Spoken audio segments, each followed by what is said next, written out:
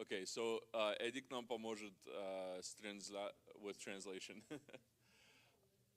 И потом еще мы видео сделаем, мы поиграем на русском языке, и он будет такой overview, обзор того, что будет, что мы будем сегодня говорить. So, Ed, I don't know if you, they're set up, yeah.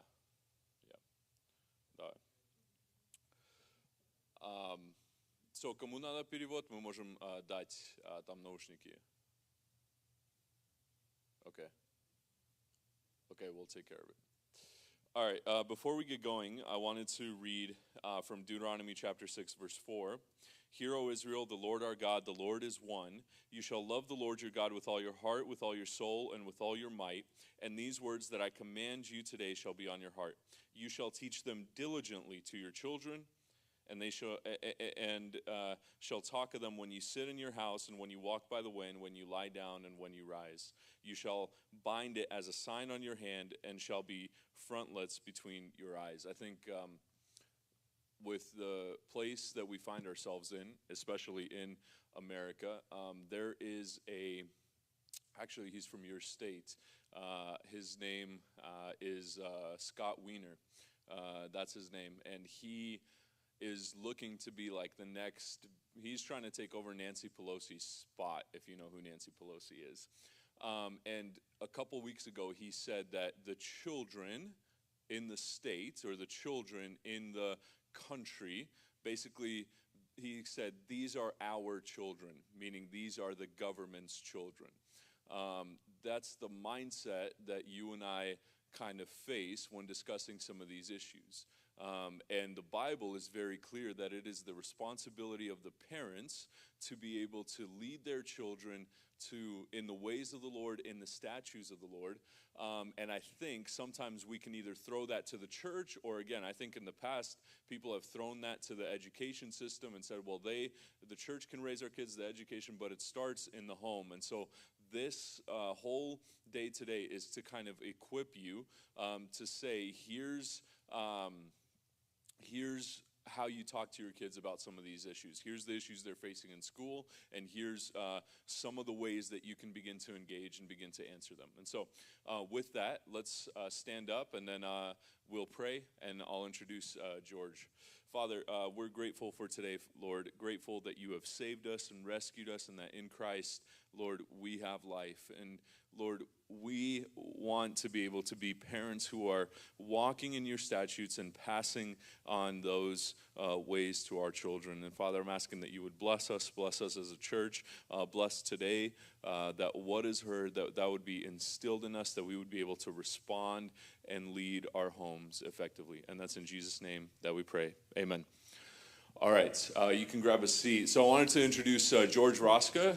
He's going to say, and he's going to introduce himself a lot better than I will, but he's from California. They started this organization called Protect Our Kids, and I'm sure he's going to talk about it a little bit. And so, George, thank you for being with us, and welcome, brother. Thank you so much, Igor. Good morning, everyone. So my name is George Roska. I'm born in Romania. I'm enjoying the last year of my 30s. And I have 4 kids, a beautiful wife, Angie. We've been married for almost 18 years. And I got really bored about 6 years ago, and I decided that, you know what, I'm going to tackle the public education system in America. No, I'm not bored. I have plenty of stuff going on in my life. But for some reason or another, the Lord ended up just really capturing my heart when I discovered what was happening here in the United States. So born in Romania under communism, Nicolae Ceausescu was our beloved dictator. We moved here after the revolution in 1991. Just a little bit more background about me. I'm the 8th of 12 children in my family. So I have 8 sisters and 3 brothers. So a lot of girls that just, you grow up being slapped by all the time. 5 of those were older than me, so I always said that I have 6 mothers, my mom and my 5 older sisters. But I came here when I was almost 7, came straight into first grade, we couldn't, obviously my parents couldn't afford sending 12 kids through a private education system, so went through public schools. But something changed back in the mid-2010s, 2013, 14, 15, and my youngest sister, who's 11 years younger than me, I was talking to her about, her experience in high school especially, and it was very different from what I had gone through. And I'm like, man, 11 years later, things had so drastically changed, and trying to put my finger on like, what is it? Why? So in April of 2018, actually, the very first thing that happened that kind of got me into this was my wife sent me a link to an article. And my wife's also from Romania. She grew up there, and she was 22 when we got married, and I brought her here, so she had no clue about the education system and how it worked. But the article was from this Christian lady that she was following on Facebook, and it was entitled National Sex Ed Sit-Out Day. And I'm like, why do we need one of those? So I read through it, and I'm like, oh boy, I need to figure out what's going on. So I spent week after week after week at night after I put the kids to bed reading and studying to see what's happening. And based off of that, over the course of 6 months later in 2018, I went and I got to meet a lot of people, speaking at school board meetings, speaking at the County Board of Education, ended up going to our State Department of Education, speaking there in front of the board members. Got very involved in a lot of the parent groups that were rising up and figuring out what was happening. And then together with some of those parents, I started different organizations. And together with one of my friends, Mark Schneider, we started POK. But before I start and I go through this presentation, I wanted to give you guys just a quick 10-minute video so you guys can just grasp the whole picture.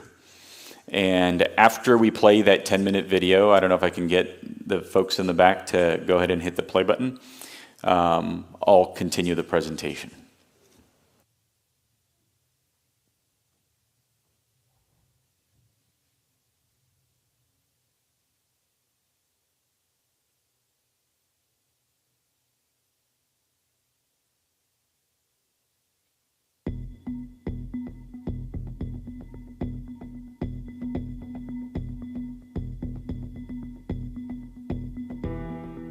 Many are already aware of the bleak state of American higher education. The U.S. spends more per student than almost all its peers, yet comparative academic proficiency studies from the Pew Foundation and others consistently rank us in the middle to bottom rungs. Literacy rates are lower today than in 1840, well before the imposition of compulsory public education. Worse, university campuses have become pedagogic citadels of administrative and cultural wokeism. But what's less understood is the degree to which these same forces have already infested the nation's primary and secondary public schools. From Loudoun County to Cupertino, the K-12 public education system has become subversive to our shared welfare. A vast array of intersecting public and private forces, legislatures, teachers' unions, school boards, curriculum providers, and moneyed special interest groups are working in unison to advance a worldview utterly hostile to past generations of Americans. The evidence for this is everywhere and reveals itself under three interconnecting agencies, what we at Protect Our Kids call the triple threat: sex and gender theory, critical race theory, and replacement parenting, otherwise known as social and emotional learning. Sex and gender theory comes in many guises, but is centered around the separation of biology from one's personal identity. This destructive messaging begins in kindergarten. There, children are exposed to cartoon instructional books like Who Are You? A Kid's Guide to Gender Identity, Teachers tell impressionable young minds babies can't talk, so grown-ups make a guess about their gender by looking at their bodies. This is followed in later grades with books like My Princess Boy, Jacob's New Dress, and graphical tools like The Gender Unicorn, intended to convey the illusion that chromosomes and body parts don't matter. At the same time, state legislatures are busy passing so-called non-discrimination laws to open school bathrooms according to subjective gender preferences and feelings. Teachers are being ordered to use preferred gender pronouns under threat of dismissal, all of which is meant to cement the lie that biology is irrelevant. Yet an equally dangerous goal of sex and gender theory is to sexualize children. What was once known as sex ed has devolved into comprehensive sexuality education. Teaching tools like It's Perfectly Normal depict realistic graphics of fully exposed child genitals and sex acts. Mind you, this book is meant for 10-year-olds. And this is only one example of an expanding arsenal of similarly corrosive teaching tools. Schools today not only promote child sexuality, they facilitate off-campus sex-related medical services for their minor charges. Under California's Assembly Bill 1184, the first notice parents get that their child has received such sensitive services may be when the bill shows up in the mail. Then there's critical race theory, the now ubiquitous topic of nightly news cycles that galvanized Virginia's parents and kept Terry McAuliffe out of the governor's mansion after he expressed his conviction that parents should leave education to the professionals. These are the same parents that the National School Board Association referred to as domestic terrorists in a letter it wrote to the Department of Justice. Why were Virginia's parents upset? As they soon discovered, CRT is a barely veiled form of Marxism. Class warfare is still the goal, only instead of the bourgeoisie against the proletariat, the conflict now is between the races. In classrooms across the nation, kids are taught to deconstruct their racial identities, and depending on the pigment of their skin, rank themselves according to privilege at one end of the spectrum or oppression on the other. Under CRT, representative democracy and capitalism are tools of white patriarchy. It reminds one of the old Soviet-era joke.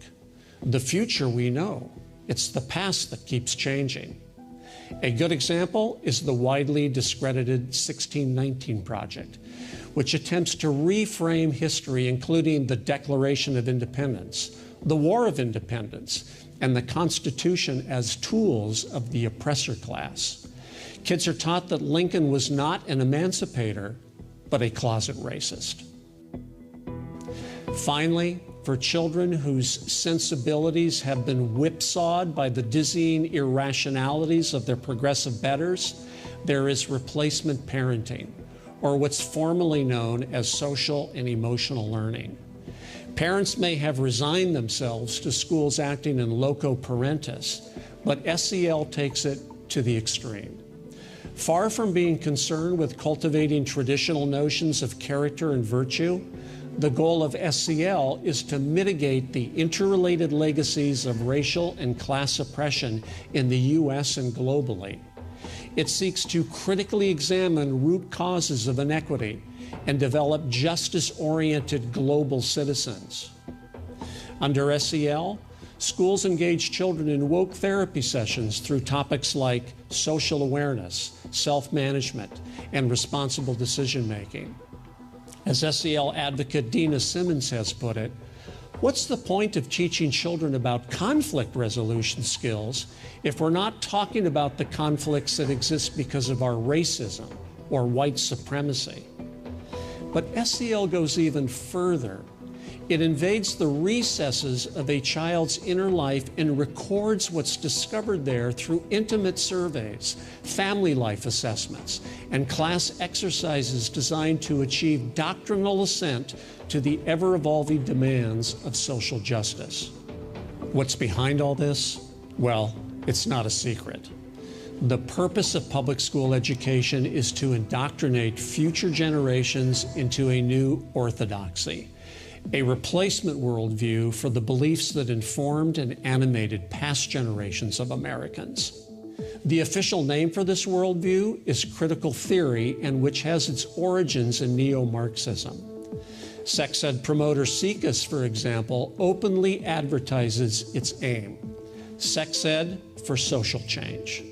This orthodoxy is demonstrably religious in nature with its own dogmas and practices. Metaphysical claims are supported with appeals to ancestral and even pagan roots. Before its recent challenge in court, California's version of CRT encouraged teachers to guide children in chants to Mayan and Aztec deities. Utterly rejected, of course, is anything at all resembling the biblical worldview upon which all Western culture developed and advanced, along with its derivative concepts, like the nuclear family, liberal democracy, private property, and equal protection under law.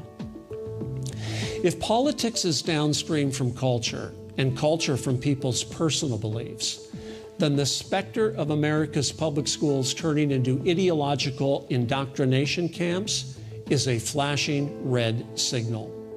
How long our civilization can survive such intellectual and moral nihilism is open to debate. But as Lincoln famously warned, the philosophy of the schoolroom in one generation will be the philosophy of the government in the next. But then again, Lincoln was a racist. But consider this. In 1943, the Supreme Court was asked to decide if public schools could force children to recite the Pledge of Allegiance. This was in the middle of World War II, a time of fervent patriotism. Notwithstanding, and writing for the majority, Justice Robert H. Jackson ruled, if there is any fixed star in our constitutional constellation, it is that no official, high or petty, can prescribe what shall be orthodox in matters of politics, nationalism, religion, or other matters of opinion, or force citizens to confess by word their faith therein. Perhaps it's time the public schools were reminded of this. But this can't happen unless and until vastly more numbers of concerned citizens begin standing up and asserting their constitutional and God-given rights. Parents, that means you. I'm Mark Schneider for Protect Our Kids.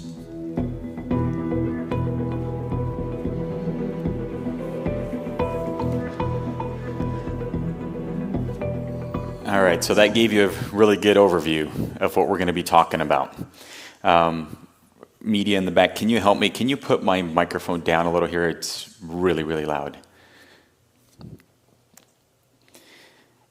All right, so let me go a little bit more about POK. So Protect Our Kids, we exist to inform parents all across the United States about the triple threat that you just heard, that is threatening our kids in public schools. We have a lot of information on our website, Facebook, Instagram. We're on Twitter or X now. We also have a YouTube channel where you can follow us. So Mark Schneider, my really good friend, and myself, Mark is an electrical engineer and a lawyer, and I'm a pastor and a civil engineer. We got together and formed Protect Our Kids 5 years ago. On our website, we also write a lot of articles. A lot of our articles make it to Fox, to many other outlets. A lot of our videos have made it to Fox News or the Epoch Times. Here, the video that you just saw with Mark in it, that's our general introduction video called The Triple Threat. We have it in other languages, so that way if you have friends or neighbors who are maybe Spanish or Chinese or Korean, we have one in Romanian, that same one. We also have in Russian. Pastor Bogdan Kipko from Irvine in Southern California, a good friend of mine. You'll see, we'll play this video during the break. So for those of you who speak Russian better, you'll get to hear exactly what Mark said, but in Russian.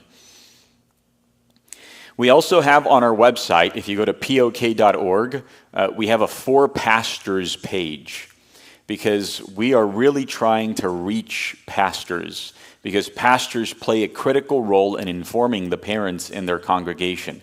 And I know that pastors are busy. I spent months and months researching all of these topics together with Mark, and we tried to condense it down to this simple triple threat approach.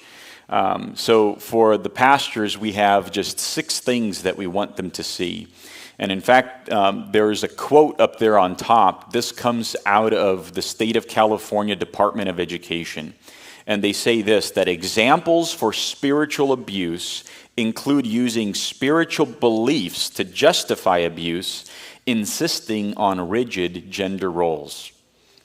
So in California, because I preach and teach in my church that a man is a man and a woman is a woman, and there's XX and XY chromosomes, the State Department of Education has already labeled me as an abuser.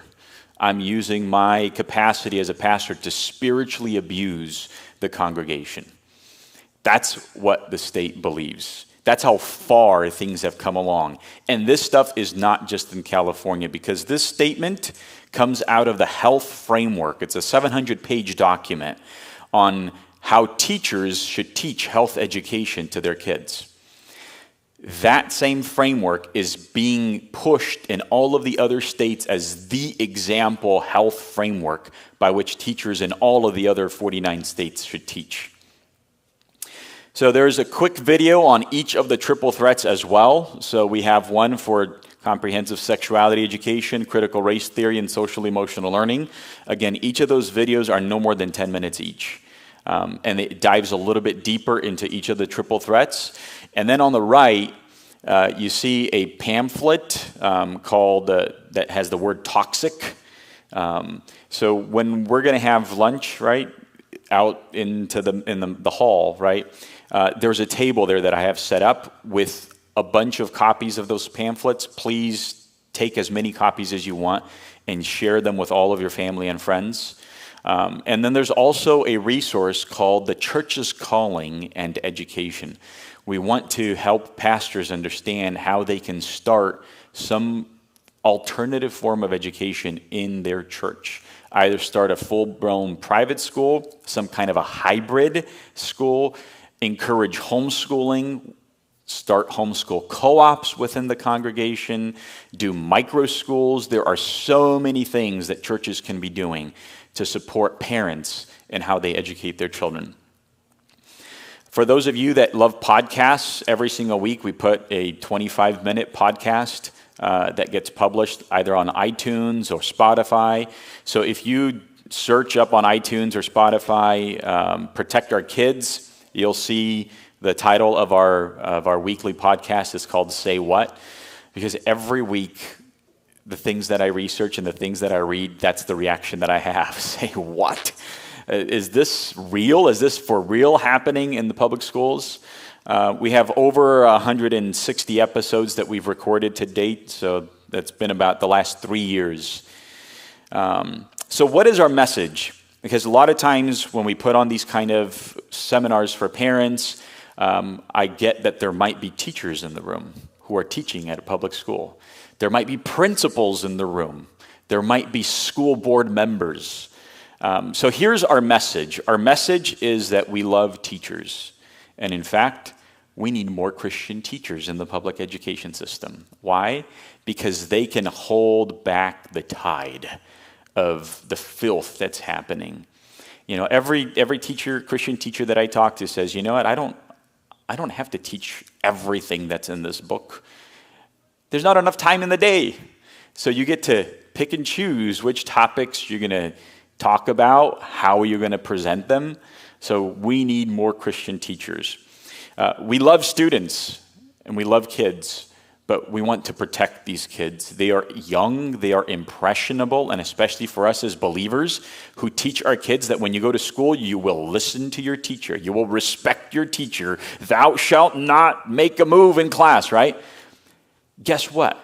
Teachers are taking advantage of that respect that we are giving them, right? And so now all of a sudden when a teacher says something, our kids are going to listen because, dad and mom said I have to listen. But are we aware of the very subversive ideology that's being taught? We love parents, but parents, especially, I grew up in a very closed Romanian immigrant bubble in Southern California. We had no clue what was going on. My parents had no clue what was happening in public schools, even while I was there. And even though it wasn't that bad, there were still some pretty horrible things. I still remember by the time I got in high school and I could, talk back to my teachers, we had to read a book, and this was my senior year in AP English, that had bestiality scenes in it. And this was like page 7 of the book, and this book is like 300 pages long. And I came home and I told my dad, I said, Dad, this is the book that they're making me read. And like, oh no, you're not going to read that book. We went back to school and he told me, you tell that teacher that she's going to call me, that we're going to have a meeting, and they're going to have to give you another book to read. The teacher didn't want to. She's like, never in my entire teaching career has anybody complained about this book. I'm like, well, my dad is. So she didn't want to give me a new book to read. So my dad complained. We went to the principal's office. And my dad, in his broken English, not even in communism we had to read this filth, And the principal was just like shocked, about all of this. So they punished me, and they gave me 2 options. They gave me War and Peace, which for those of you that know what War and Peace is like this 1,200-page book.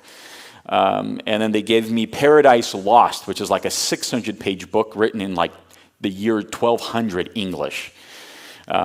So I didn't really understand the 1200 era English, so I picked that book because it was shorter. And I'm like, oh boy, I should have just read War and Peace.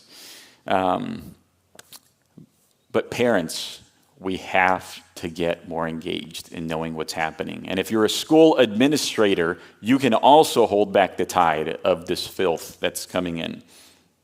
But how does this apply to your family? Because the message that's being sent in public schools is also, and I'm sure here in the Seattle area, you've seen signs like this, right? These, what we call platitudes. In this house we believe Black lives matter. Well, don't all lives matter? Women's rights are human rights. What are they talking about? Abortion, right? The right to kill a child. No human is illegal, otherwise open borders, chaos. Science is real. No, duh. Love is love. Really? That's circular reasoning. The Bible teaches us that God is love. And kindness is everything. So these are the kind of messages our kids have to deal with. We call them platitudes or euphemisms. How do they know what is the truth? Well, fathers especially in the room, we have a duty. We are to teach our children that we are to be salt and light in this world. But we also have a duty in Ephesians chapter 5, verse 11 that says, and have no fellowship with the unfruitful works of darkness, but rather expose them. I had read this verse and this chapter hundreds of times. I had preached on this verse many times. And yet I never grasped the second part of it, but rather expose them. We cling on to the first part of the verse, have no fellowship with the unfruitful works of darkness. But why does the Bible tell us that we have to expose this? Why? If we are to be salt and light in our communities, we have to fight against evil. And one of the biggest evils that's taking place today is in our public school system. Martin Luther said this, that where the battle rages, there the loyalty of the soldier is proved. And to be steady on all the battlefields besides is mere flight and disgrace if he flinches at that point. This is one of the greatest battlefields of our day. This is where God needs godly men to raise up and to stand up and to fight. You heard Mark say this in the video, the philosophy in the schoolroom in one generation will be the philosophy of the government in the next. You look at all of the congressmen and women in Washington, D.C., go and look when they graduated from high school and college and what colleges they went to, and you know exactly, you can predict what kind of laws they're going to pass. It's that predictable and that simple. Pastor Igor read from Deuteronomy chapter 6, our responsibility as parents, our responsibility as fathers as well, to not provoke our children to anger, but to bring them up in the discipline and instruction of the Lord. You look at our history and our founding fathers in the United States. Here are some very interesting quotes. For avoiding the extremes of despotism or anarchy, the only ground of hope must be on the morals of the people. I believe that religion is the only solid base of morals and that morals are the only possible support of free government. Therefore, education should teach the precepts of religion and the duties of man towards God. This is Governor Morris, who was one of the penners and signers of the U.S. Constitution. You ever hear about the separation of church and state? That's the biggest lie ever in the history of the United States. Our founding fathers were believers, and the way they framed this nation and the Constitution, they said here, there is no other way that we can run this constitutional republic than for there to be a moral people. And how do you get a moral people? Is if you teach them the precepts of God's word. In fact, this is something very shocking that I learned. When the American colonists were fighting against the British, all right, started the Revolutionary War, 1776. The group of leaders that came together to form the Constitution was named the Constitutional Congress. And this Congress, the Continental Congress, shortly after convening, you know what they did? During that time, the only place to legally print Bibles was in England under the order of the king, King George at that time. They defied that order, and they opened up their own printing presses here in the 13 colonies, and the U.S. government paid and ordered 10,000 Bibles to be distributed to all 13 colonies for the education of the people. Can you imagine if the U.S. government today would make a declaration and put an order, let's just say equivalent, not 10,000 Bibles, but 10 million Bibles, and to spread those all across the United States? The leftists in this country would just go berserk. And I hope they would follow through on their promise just to move to Canada. But they never do. They just threaten that they'll move to Canada. But that's what our government was always doing from the beginning. They never believed this idea of separation of church and state. It was the state shouldn't meddle in the affairs of the church, but the church should always be involved in the affairs of the state. So here is our triple threat that you will hear over and over and over. So sex and gender theory, critical race theory, and social emotional learning. So where does this worldview come from? Why are our teachers thinking this way? Right? Because it's the teachers who are teaching this. That means the teachers were instructed in their colleges to know how to teach this. So that means the college professors were instructed this way, and you could see it takes some time for all of this to take place. Well, it all started with Georg Hegel and Karl Marx. These are the founders of Marxism. And they started Marxism, which most of us, because we come from Eastern Europe or Russia, we just refer to it as communism. Okay? But the greater umbrella of this worldview is called Marxism. And at that time, Marx was applying his philosophy just to economics. So in economics, he said, well, there are poor people in this world and rich people in this world, and the rich people oppress the poor people. So there's this oppressed dynamic, right? Everything in society is always split up into these two categories. So Marxism, as you apply it to economics, is called communism. So that's how the communist revolution started with the Bolsheviks in 1917, and then you saw China fall with the Red Wave and under Mao's rule, and then all of Eastern Europe for the most part. Now, what ended up happening? When Marx, later on in his life, and then the disciples that he had mentored, when his disciples in the early 1900s grew up, they saw something interesting and they questioned themselves. They're like, why isn't Marxism more popular in the entire world? Why is it that Marxism is only showing up in the East and not the West? And they realized that they had a problem. It was showing up in the East because in the East you did have this great disparity in economics of poor people and rich people. In the West, Western civilization was grounded in biblical values. The rest of Western Europe and America had a very thriving economy because, based on biblical principles, we had a free market capitalist system. And so there was this huge middle class. So the West didn't have this bunch of poor people and a little bit of rich people. They had a bunch of people in the middle called the middle class, who, when Marxists were trying to indoctrinate them, they're like, what do you mean? I have a family, I got a house, I got a good paying job, my wife stays at home with my kids, like, we have it well, what do you mean? So Marxism wasn't able to take root. So Marxist disciples in the 1920s and the 1930s, such as Max Horkheimer, Antonio Gramsci, Herbert Marcuse, Theodor Adorno, they started to realize this, and they said, oh, we have a bigger problem. In order for Marxism to thrive, we need to take a whole different approach.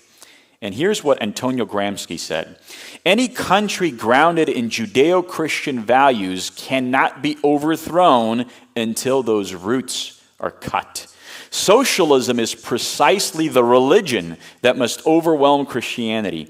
In the New World Order, socialism will triumph by first capturing the culture via infiltration of schools. That's the first place. Universities, churches, and the media by transforming what Marxists call the consciousness of society.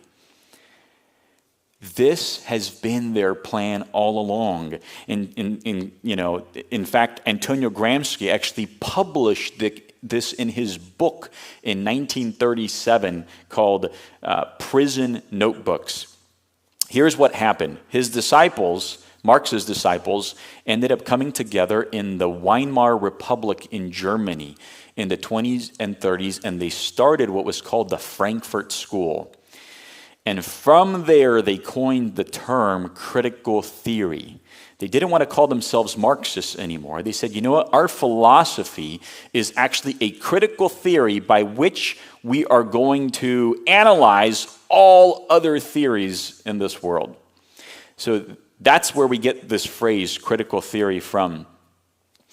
Now, obviously, these guys are a bunch of Marxists doing business in Germany. Well, who came to power in Germany in the 1930s? Come on, you guys know your history. Adolf Hitler, all right? Adolf Hitler loved communists, right? No, he was fighting against communism, right? But Adolf Hitler was a fascist. He was the complete polar opposite on the alt-right. So what did Adolf Hitler do? He disbanded this Frankfurt School. And so all of these founders, Antonio Gramsci, who was Italian, he fled to Italy. Well, in Italy, guess who came to power? Mussolini, a friend of Hitler's. And Mussolini put Antonio Gramsci into prison, and that's when he wrote this book. But another gentleman, and here's that worldview of critical theory that they developed, right, which we use the phrase wokeism, right? You heard the word woke, to be woke. That's where all this is coming from. But another gentleman by the name of Herbert Marcuse came over here to the United States. This is a picture of Columbia University. The president of Columbia University at that time was a man by the name of John Dewey. And he invited these people from the Frankfurt School to come over here to the United States once Adolf Hitler kicked them out. And from the 1930s and the 1940s, Columbia became basically ground zero for communist and Marxist infiltration into the American university system.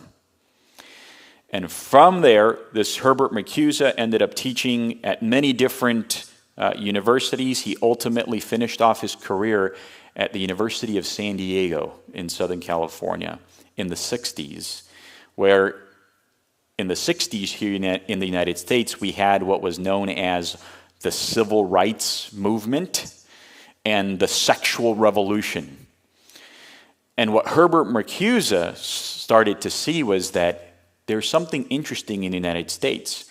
I can take my critical theory of oppressor versus oppressed, and I don't need to apply it to poor and rich, because that's not going to work in the United States.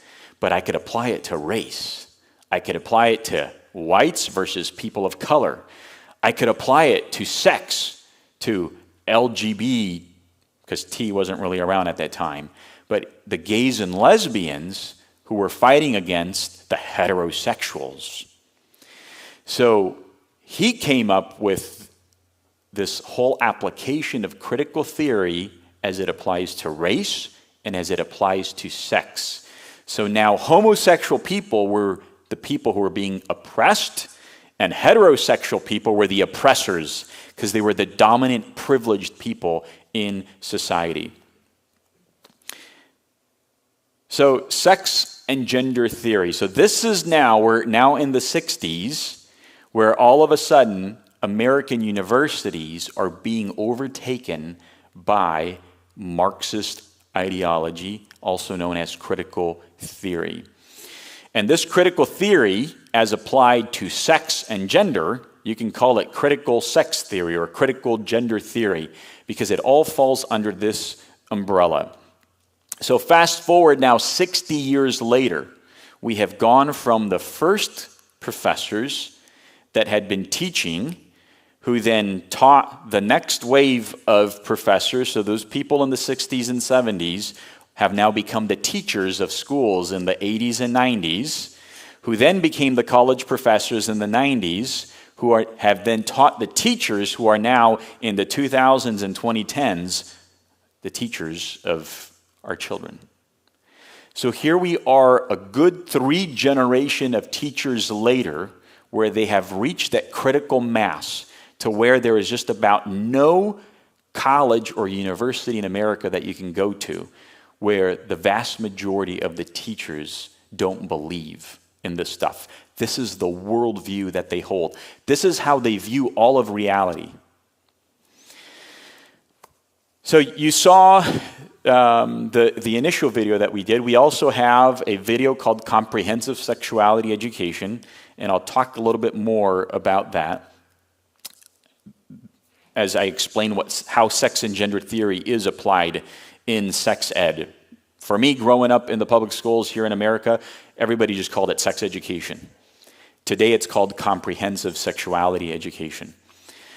But there's also another video that we have that is entitled, What Are Sexual Rights? So if you go on our YouTube channel or on our website, we have our videos in both places, so pok.org. I highly encourage you to go and watch all these videos, because you will be stunned at how this worldview of critical theory applied to sex and gender, how they use it. Here is a ruling from the U.S. Ninth Circuit Court. This is the federal court. It's the federal district that oversees 4 or 5 western states. You have Hawaii, California, Oregon, Washington, Nevada, I believe. I don't know if Idaho is part of it. But if you ever file a lawsuit in federal courts, it will make its way through a smaller district court until it gets to the circuit courts. There's 12 of them. And then after that, there's only one more place you can go, and that's the U.S. Supreme Court. So the Ninth Circuit Court, which oversees Western United States, here is a case from almost 20 years ago. Almost 20 years ago, this is how our judges were already thinking. We hold that there is no freestanding fundamental right of parents to control the upbringing of their children by introducing them to matters of and relating to sex in accordance with their personal and religious values and beliefs. Parents are possessed of no constitutional right to prevent the public schools from providing information on that subject to their kids in any forum or manner they select. What does this mean? Well, back in 2003, 2004, some parents in the Palmdale School District, which is part of Los Angeles County, it's at the north end of Los Angeles County, and they sued the school district because the school district was teaching some very bad stuff in the sex ed curriculum. That lawsuit went all the way up to the Ninth Circuit Court, and the Ninth Circuit Court ruled that, hey, parents, you have no right to interfere in what the public schools want to teach your children. In fact, your rights end at the doorstep of the public school. This is now law for all of us that live within the Ninth Circuit Court. This is the way that the U.S. justice system right now in these liberal areas is bent against us as parents. Because under Marxism, or critical theory as we call it today, who owns children?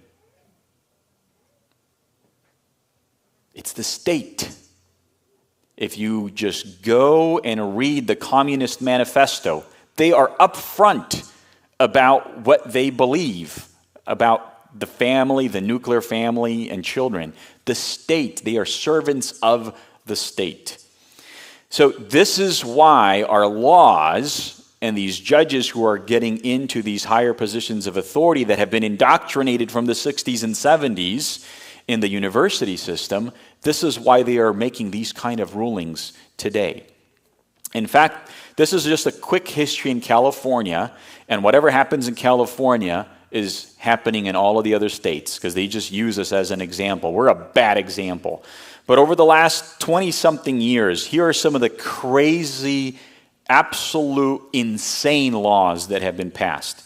So way back in 1999, 2000, our Governor Gray Davis, he permitted teachers and students to openly proclaim and display their LGBTQ status. In 2004, that's 20 years ago, Title V of our education code was redefined gender to mean one's perceived identity, appearance, or behavior, whether or not that identity, appearance, or behavior is different from the traditionally associated with a person's sex at birth. Fast forward to 2011, 13 years ago, the Fair Education Act. This mandated that our history curriculum openly teach and celebrate and applaud people of LGBTQ backgrounds, right? So, for example, in our state, our current governor, Gavin Newsom, he was the former mayor of San Francisco, which was the first city in the United States to openly defy the marriage laws of the United States. It was San Francisco under Gavin Newsom. Back in the late 90s, early 2000s, he was the first mayor to recognize same-sex marriages, even when it was against the California state constitution and the laws of the United States. So Governor Gavin Newsom is now in the history books. You usually have to be dead to be in the history book, okay? But they applaud him so much that he is shown as a hero of the LGBT community. So Our history has to be rewritten. In 2013, 11 years ago, what we call the bathroom bill, it has opened up any bathroom to any student. So any student today in California can choose this minute to go use the boys' restroom, the next minute to go use the girls' restroom. No questions asked. That's how bad it is. And this happened 11 years ago. And I asked myself 6 years ago when I started reading up on this, why wasn't I aware? Why didn't I know? Why didn't I, as a father, do something about this? I have a little girl. My little girl's never going to go to public school. Never. I don't care how much I have to pay for a private school education for her. She will never step grounds in a public school because of this and many other laws such as that. In 2015, the California Healthy Youth Act, which has now been spread to over 10 or 15 other states, including here in Washington, which requires comprehensive sexuality education to be taught. 2019, gender choice, including non-binary, was placed on the state's birth certificate. In 2021, we now have the Menstrual Equity Act. This means that in the boys' restroom, we need to have tampons. All right? Because trans people, right? Because men can get periods these days. I'm sorry, women. Why a man would want to get a period these days is by me. Lord bless you, for having to go through that, right? But why do men want to have that so badly? These are the kind of laws that are taking place. So what is comprehensive sexuality education? Comprehensive sexuality education is just a fancy term, because you're going to see a lot of fancy terms, for critical sex theory. It's taking the fact that sex, is on a spectrum, and you could be whatever you want to be when it comes to this category. So I want to show you and walk you through how the other side thinks of this. So this is Gelson on the left. This is a tweet that they put out in 2016. Gelson stands for the Gay, Lesbian, Straight Education Network. You're going to see a lot of these nonprofit organizations that are actually actively working within public schools. They have direct access to our kids. They wrote this in Teen Vogue: heteronormativity is a bad thing. So why is it a bad thing? They wrote, it's about time we kicked heteronormativity to the curb. Never heard of the term before? It's the idea that binary gender identity and heterosexual orientation, meaning that there are only two sexual orientations and genders, are the norm. They published this in a magazine, Teen Vogue, which is meant for a readership of 13 to 17-year-old girls. And this is back 2016. So when I first started reading on this, I'm like, okay, sex ed, today it's called comprehensive sexuality education. I read the law that required comprehensive sexuality education. It's all very fluffy, loosey-goosey terms. So I'm like, it's just a 4-page law. How in the world do they come up with, sexuality education now means we need to teach about the whole LGBTQ alphabet soup? So let me show you how sneaky they are. It all comes down to, what does sexuality mean? What is the definition? Planned Parenthood lobbied the World Health Organization back in 2006 to change the definition of the word sexuality. Sexuality now means the following: a central aspect of being human throughout life encompasses sex, gender identities and roles, sexual orientation, eroticism, pleasure, intimacy, reproduction, thoughts, fantasies, desires, beliefs, attitudes, values, behaviors. Do you see what they did? We were used to sex education. We knew the definition of sex. But they just said, we're going to do sexuality education. And you're like, well, sex, sexuality, that's just a different tense of the same word. So, okay, it's fine. We're going to move on with our regular day. All they had to do was change one word that seems so innocent, but then in the background, they changed the whole definition of that word. So now when the law says you must teach sexuality education, it opens up the door to everything in the new definition. That's a very typical Marxist thing to do. Marxists really care about language. They're experts in linguistics. And you have to go back to the dictionary, not the real dictionary, their dictionary and how they define terms. So now when I'm going to show you examples of what is being taught in public schools, and when you read the law that just says comprehensive sexuality education, now you get to connect the dots and see how they're able to do that. The other thing is sexual rights. Sexual rights are human rights related to the word sexuality.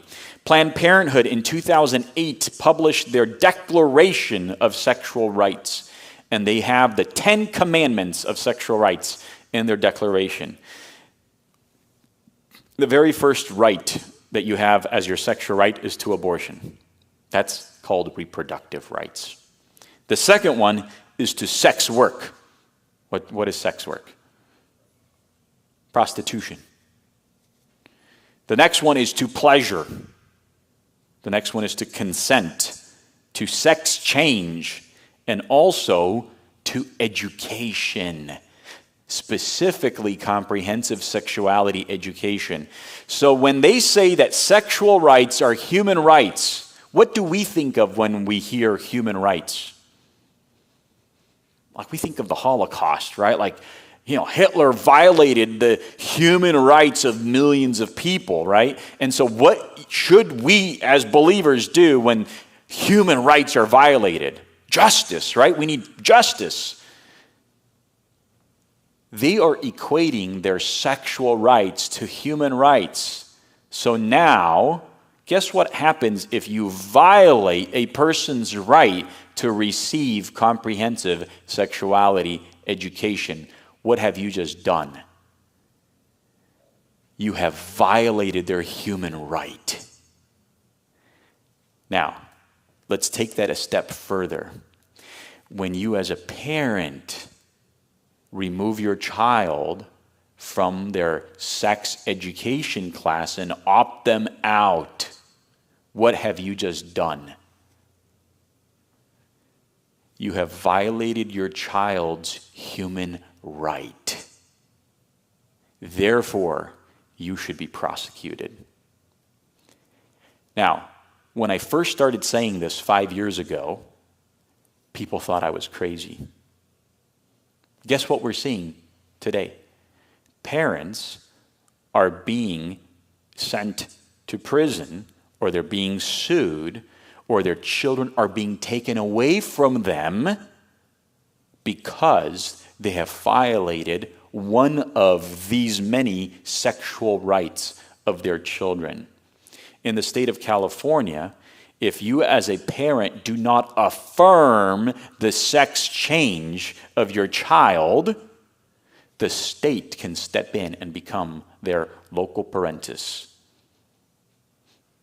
This is where we are in America today. In fact, California has gone so far as to say, we want to be a sanctuary state for all LGBTQ people. If a child in Texas, where the laws are very different, feels like their human rights have been violated, and they flee to California, and they're minors, a parent who wants to come back and pick up their child and take him back cannot do so. They would be in violation of the state of California law, and they can be placed in prison. That is what's happening today. So, in the state of Washington, here is your law that was passed in 2020, just 5 years after California, that mandated comprehensive sexuality education. And here's how it looks. And I copy. This is straight copy and paste from the law. Every public school shall provide comprehensive sexuality education to each student by the 2022-2023 school year. It must be medically and scientifically accurate. We'll talk a lot about what they mean by medically and scientifically accurate.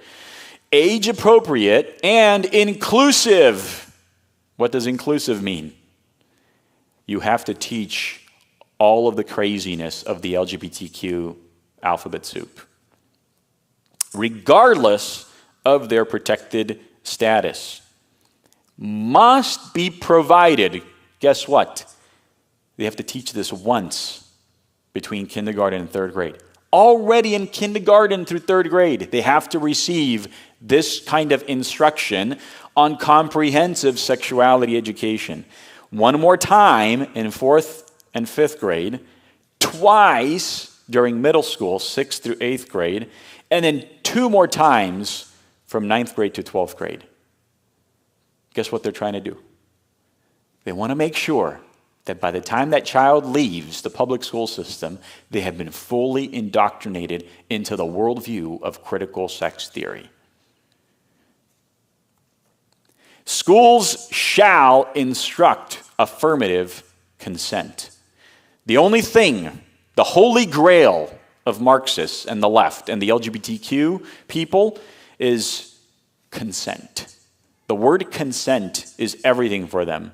If I want to have a sexual relationship with anyone, whoever they might be, a man, a woman, a he, him, zer, they, a furry, okay? All that is required is consent. That's it. No more age boundaries. Schools shall affirm homosexuality and subjective gender identities. So in this day and age, and the law here in the state of Washington is that whatever a person perceives to be, that's who they are. You can't deny that. As soon as you go against what they claim to be, you are an oppressor. And guess what? Before, so when I was in school, in order for us to get and to receive sex education, you had to be opted in. What does opt-in mean? That means the teacher would give us a permission slip. We'd have to take it home. The parents would have to sign that permission slip to give the school the right to take us into the sex ed class. Let's say my parents did sign it, and I never turned it in, or my dog ate that part of my homework, okay? The teacher by law cannot take me into that class to teach me sex education. That's what an opt-in is. Nowadays, it's an opt-out. So what does that mean? The teacher sends a form. The form goes home with the child. If the parent and or the child then does not bring that form back, you automatically go into the class. That's how sneaky they get. That's why the teachers' union is pushing for opt-out clauses, not opt-in clauses. Why? Because opt-in clauses are a violation of, help me out? Human rights, the sexual rights. They are a violation of that. In fact, there's an organization called SECUS, the Sexuality Information and Education Council of the United States. It has nothing to do with government. They just give themselves that name. I was thinking about changing our name too, the Protect Our Kids Organization of the United States, just to make it sound more, government-like. Okay? In there, every single year, this organization publishes a summary of all the laws that are trying to be passed in their favor and or against them. And there's different types of laws, right? There's laws dealing with bathroom stuff, laws dealing with curriculum, and they have a section for laws dealing with opt-in and opt-out clauses. They have an entire section on this, and that's what they say. So what are the 3 big lies of sex and gender theory? Number 1, that biology is meaningless. Remember in the video that I showed you where we showed a picture of a book called, I forget the title of the book. I have it outside. Who am I? Okay. And it said in there, in quote, that doctors make a guess when a child is born, right? What do you mean guess? It's so obvious, our biology, right? So they deny biology. And this is what's so interesting about this movement, the LGBTQ movement. You look at the L, lesbians, and you look at the G, the gays, and you look at the Bs, the bisexuals. From the 60s, what were they arguing? There was a slogan that they would always say, I was born that way, right? They argued that they are genetically wired to be gay or a lesbian. And then for the next 30, 40 years, in the 70s, 80s, 90s, early 2000s, guess what? Most of the top medical universities in America, Harvard, Johns Hopkins, they were all searching for the gay gene. And they would publish papers on, oh, we're so close to finding the gay gene. They never found it. And now the T comes along, the transgender comes along and attaches itself to it. And they say, hey guys, forget it. Biology doesn't matter whatsoever.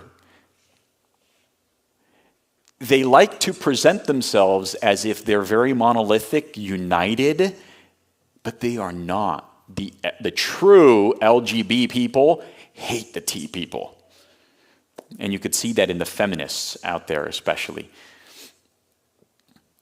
So, how did all of this stuff come out to be? And parents, I want to give you some good responses to why comprehensive sexuality education doesn't work, okay? So the United Nations has a subset of it called the Educational, Scientific, and Cultural Organizations. And they published back in September of 2018 a big study called the International Technical Guidance on Sexuality Education. Very pompous. As if you need an international sexuality guideline for knowing how to have sex, right? I mean, my parents had 12 kids, just fine, all right, without this kind of guidance. Here's what they say, quote, on page 28 of 142, it is difficult to draw strong conclusions about the impact of comprehensive sexuality education on biological outcomes such as STIs or HIV rates, as there are still relatively few high-quality trials available, particularly those that take a longitudinal approach. So let's translate that into regular English. In 2018, the most prominent worldwide organization on comprehensive sexuality education just admitted that they have no studies that prove that comprehensive sexuality education works. Now, what do they mean when they say it works? Well, whenever Planned Parenthood and all of these other crazy organizations come into the public schools to push CSE, they say, oh, comprehensive sexuality education actually lowers STDs. Oh, it actually will lower suicide rates because now students get to finally see themselves in the curriculum. You know, if they're a T person or a non-binary person, they get to see characters like them and they get to think like, oh, this is normal, I'm not crazy. The UN already knew in 2018 that there is no such evidence, that it doesn't work. Well, guess what? In 2015, California passed the law, and if I take you to a short video of the state senator who pushed that law, who said, we have all of the evidence that it works, it doesn't. Guess what? Washington, 2 years later in 2020, I showed you the law. It passed in 2020 here in Washington. They're claiming that sex education, comprehensive sexuality education, is what works. And UNESCO already came out saying it doesn't in their own report. Here's some more evidence. This is Dr. Stan Weed and Miss Irene Erickson. They ended up taking all of the studies that have been done about CSE, over 600 of them, okay? This is how well-funded the left is when it comes to this kind of stuff. They do research upon research and publish bogus paper after bogus paper. Dr. Weed published this study in 2018 called Re-examining the Evidence for Comprehensive Sex Education. And out of those 600 plus studies, he took the top studies, the ones that made the biggest claims of success, and he actually went into the data. And those were 60 studies that were done in the United States and 43 that were done outside of the United States. And guess what? Only 6% of those 103 studies actually found any indication of effectiveness. And what do we mean by effectiveness? We mean that the school year when you did your comprehensive sexuality education, 12 months later, you come back to those same students and you survey them all over again and you try to find out, did it lower their STD rates? Did it lower their suicide rates? Did it do all of the claims of benefits that they purport? Only 6% of those studies. So how in the world in 2024 are states still pushing to change sex ed to comprehensive sexuality education? It's just a big lie. Here are the kind of books that are being given to children from kindergarten to third grade. The book on the bottom left, Who Are You? That's the one that I just quoted from. Here's what it writes. Some people say there are only two genders, but there are really many genders. These are just a few words people use: trans, genderqueer, non-binary, gender fluid, transgender, gender neutral, agender, neurosis, bigender, third gender, two-spirit. And the book goes on and on. This is for kindergarten to third grade. These books are just about in any public school district in the United States. From 4th through 6th grade, it gets worse. It's Perfectly Normal, the one on the top there. It's showing full-blown pictures of people's nudity and certain sexual acts. They also like to put, remember, for those of you who did attend public schools here 20 years ago, there was the gingerbread man, and you would make the gingerbread man. That's something very culturally common. It's an icon in American culture. Well, they have transformed that icon from the gingerbread man to the genderbread person, because we can't call him a gingerbread man. That's patriarchy. That's, toxic masculinity. But even for them, this is not enough, because when they came up with the genderbread person, and you see that they have identity for the brain, identity is who you think you are. Attraction in the heart is who are you attracted to. Expression, the outside, is how do you want to dress, more feminine, more masculine. And then your biology is just your sex. So you get to pick and choose from these 4 categories where you want to be on the spectrum. Well, that wasn't good enough, so they had to switch to the gender unicorn. Because now, well, we don't know if they're a person. Because what if they don't identify with a person? And the genderbread person, that's so oppressive, because they might not be a person. So now they're choosing to really be toxic towards unicorns. And that's what I like to tell them. Like, what do you have against unicorns? Well, just because unicorns can't speak, if they could speak and they know that we're using them in this way, they're going to think we're oppressing them. So I was just trying to make a joke out of it. But it does make them think, because in their critical theory worldview, they have to think about this stuff. It's not the stork. Sorry, I put black circles around there. But our kids in school have to see that.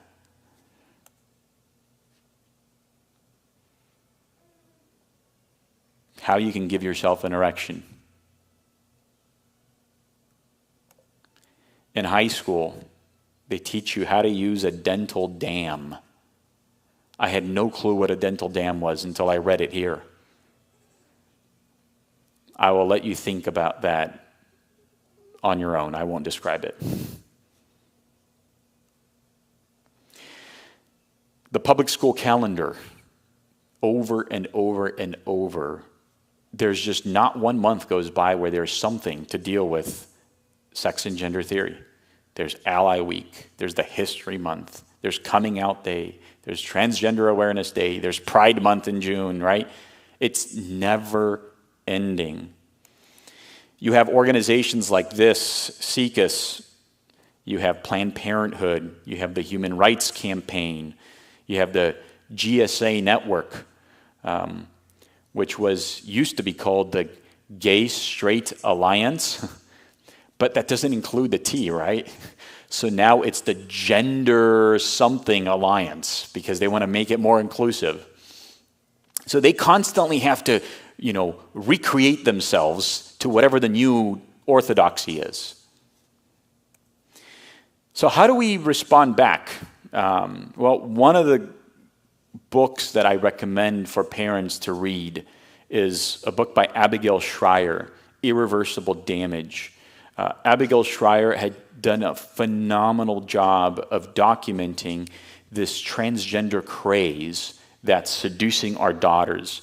One thing that we have very well documented in psychology and in sociological studies is that up until about 2010, 2012, most people who were suffering from what was then called gender dysphoria, it means you're a boy and you think you're a girl, or you're a girl and you think you're a boy, okay? Up until then, they were prepubescent boys. The vast majority of gender dysphoric people were prepubescent boys. Something happened in 2012, 2013, where now all of a sudden the data flipped from prepubescent boys to post-pubescent girls. Now, when you have something from, as long as, they've done these studies and surveys, when something flips that drastically, that quickly, you have to ask yourself, how is that possible? There's something happening here.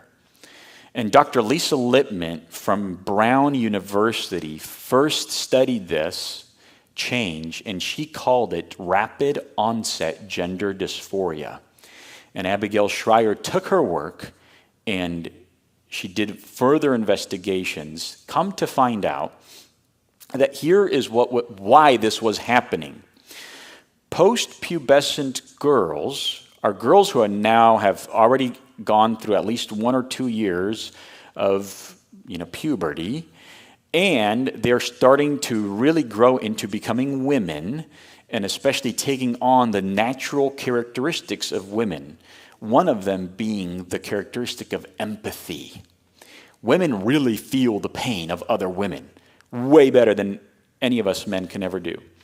And so what was happening is a girl within a group of friends would all of a sudden say, man, I'm struggling. I think I might be a boy, but I don't know what to think about this.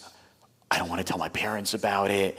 And then they struggle with it, and over weeks and months, all of a sudden that pressure comes, and then they just come out to all of their friends and they say, this is who I am. But then, obviously, their parents disagree. There's all of these tensions. How do they come out at school? It causes a lot of anxiety and depression, right? So all of the girls in the friend group now start to empathize with that one friend. And pretty soon, what Dr. Lisa Lippman started to see was another domino would fall, another girl would become trans, another girl would become trans, another girl would become trans, because they were empathizing with their friend. And this is how the transgender craze had exploded in America. This doesn't happen in groups of boys. Only happens in groups of girlfriends. Nobody wants to talk about it. This book explains it really well.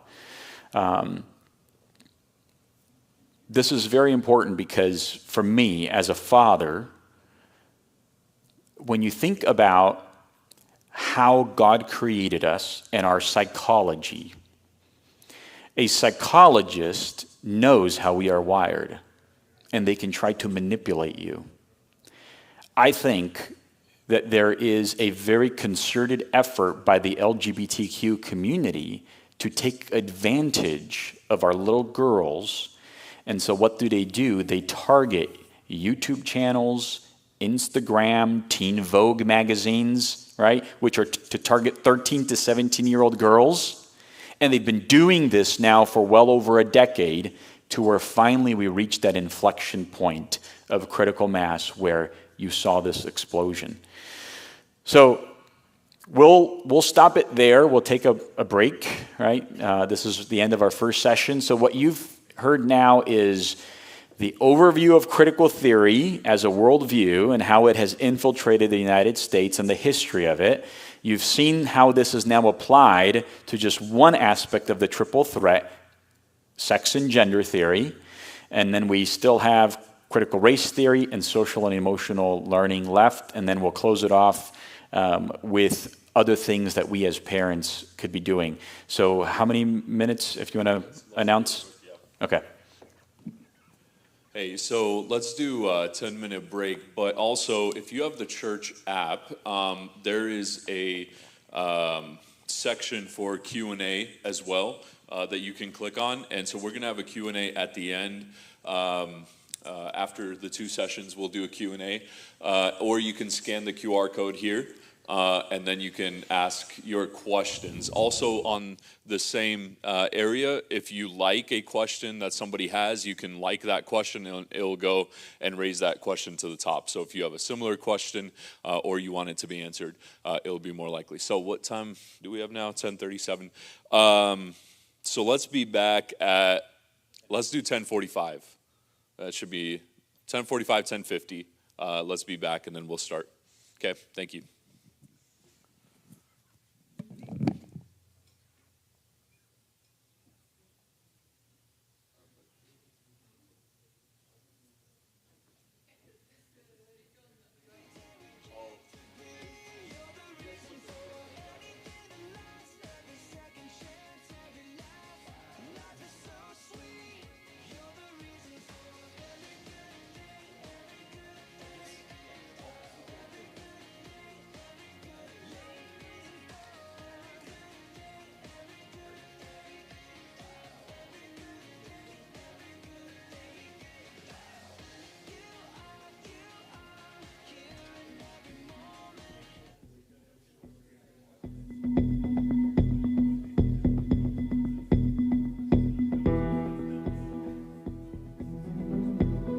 Многие уже знают о плачевном состоянии американского высшего образования.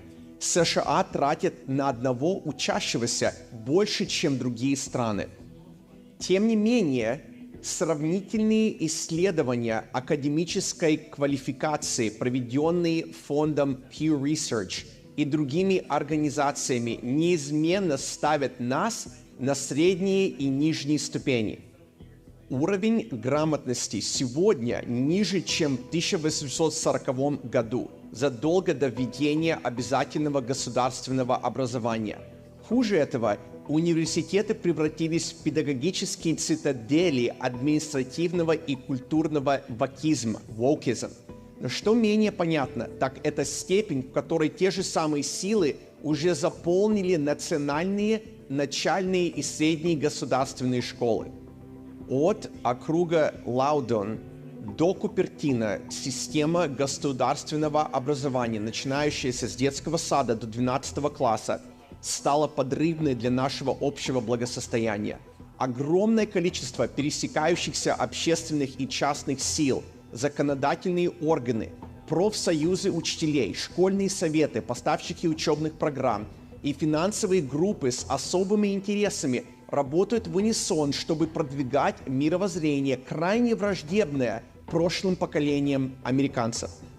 Доказательства этого есть повсюду, и они находятся под влиянием трех взаимосвязанных факторов, которые мы в организации «Защитим наших детей» называем тройной угрозой. Это номер 1 – секс и гендерная теория, номер 2 – критическая расовая теория и номер 3 – замещающее воспитание, также известное как социальное и эмоциональное обучение.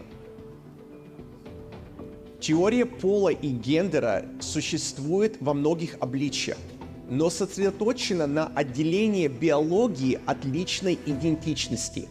Этот деструктивный поток информации начинается в детском саду. Там дети знакомятся с мультяшными обучающими книгами, такими как «Кто ты?», руководство для детей по гендерной идентичности. Учителя говорят впечатлительным юным умам: младенцы не умеют говорить, поэтому взрослые делают предположения об их поле, глядя на их тело. В более поздних классах за этим следуют такие книги, как «Мой мальчик-принцесса», «Новое платье Джейкобса» и такие графические объекты, как «Гендерный единорог», призванные передать иллюзию того, что хромосомы и части тела не имеют значения. В то же время законодательные органы штатов заняты принятием так называемых недискриминационных законов, предусматривающих открытие школьных туалетов в соответствии с субъективными гендерными предпочтениями и чувствами. Учителям приказывают использовать местоимение предпочтительного пола под угрозой увольнения. И все это призвано закрепить ложь о том, что биология не имеет значения. Столь же опасной является цель теории пола и гендера – сексуализировать детей. То, что когда-то было известно как половое воспитание, превратилось во всестороннее сексуальное образование. Учебные пособия, такие как «Это совершенно нормально», показывают реалистичные изображения полностью обнаженных детских гениталий и половых актов. Только представьте, эта книга предназначена для 10-летних детей. И это лишь один из примеров расширяющегося арсенала разрушающих учебных пособий. Сегодняшние школы не только пропагандируют детскую сексуальность, но и предоставляют медицинские услуги, связанные с полом, за пределами кампуса за небольшую плату. В соответствии с законопроектом Ассамблеи штата Калифорния номер 1184, родители впервые узнают о том, что их ребенок получил такие конфиденциальные услуги, когда на почту приходит счет. Также существует критическая расовая теория, CRT. Она является частой темой ночных выпусков новостей. Она воодушевила родителей Вирджинии и не позволила Терри Макалифу попасть в особняк губернатора после его высказывания о том, что родители должны оставить образование профессионалам. Это те самые родители, которых Национальная ассоциация школьных советов назвала домашними террористами в письме, направленном в Министерство юстиции. Почему родители Вирджинии были расстроены? Как вскоре выяснилось, критическая расовая теория CRT – это едва завуалированная форма марксизма, и классовая война по-прежнему является целью. Только вместо буржуазии и пролетариата теперь конфликт между расами. В классах по всей стране детей учат разрушать свою расовую идентичность и в зависимости от цвета их кожи ранжировать себя в соответствии с привилегиями на одном конце спектра или угнетением на другом. Под критической расовой теорией представительная демократия и капитализм являются инструментами белого патриархата. Напоминает советский анекдот. Будущее мы знаем. Это прошлое, которое постоянно меняется. Хорошим примером является широко дискредитированный проект 1619, который пытается переосмыслить историю, включая Декларацию независимости, войну за независимость и Конституцию как инструменты класса угнетателей. Детей учат, что Эбрахам Линкольн был не освободителем, а скрытым расистом. Наконец, для детей, чьи чувства были подавлены головокружительной иррациональностью их прогрессивных учеников, существует замещающее воспитание или то, что официально известно как социальное и эмоциональное обучение, SEL. Родители, возможно, смирились с тем, что школа действует вместо родителей, но социальное и эмоциональное обучение доводит это до крайности. Целью социального и эмоционального обучения является не только культивирование традиционных представлений о характере и добродетели, но и следующее – смягчить взаимосвязанное наследие расового и классового угнетения в США и во всем мире. Это направлено на критическое изучение коренных причин неравенства и развитие граждан мира, ориентированных на справедливость. В рамках социального и эмоционального обучения школы вовлекают детей в сеансы терапии пробуждения с помощью таких тем, как социальная осведомленность, самоуправление и ответственное принятие решений. Как выразилась защитник социального и эмоционального обучения Дэна Симмонс, какой смысл учить детей навыкам разрешения конфликтов, если мы не говорим о конфликтах, которые существуют из-за расизма или превосходства белой расы? Но социальное и эмоциональное обучение идет еще дальше. Оно вторгается в тайники внутренней жизни ребенка и записывает то, что там обнаруживается посредством личных опросов, оценок семейной жизни и классных упражнений, предназначенных для достижения доктринального восхождения к постоянно меняющимся требованиям социальной справедливости. Что стоит за всем этим? Это не секрет.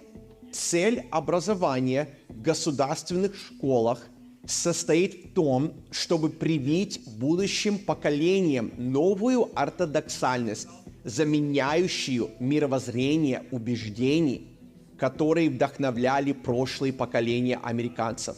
Официальное название этого мировоззрения – критическая теория, восходящая к неомарксизму. Например, представитель SIECUS, активно занимающийся вопросами полового воспитания, открыто заявляет о своей цели – половое воспитание для социальных изменений. Эта ортодоксия явно религиозна по своей природе, со своими догмами и практиками. Метафизические притязания подкрепляются апелляциями к исконным и даже языческим корням. До своего недавнего судебного разбирательства калифорнийская версия критической расовой теории CRT, этнические исследования, поощряла учителей направлять детей в песнопение к божествам майя и ацтеков. Совершенно отвергается все, что хоть как-то напоминает библейское мировоззрение, на котором развивалась вся западная культура, вместе с производными от нее концепциями, такими как нуклеарная семья, либеральная демократия, частная собственность и равная защита перед законом. Если политика находится ниже по течению от культуры, а культура от личных убеждений людей, то призрак превращения государственных школ Америки в лагеря идеологической обработки – это красный сигнал светофора.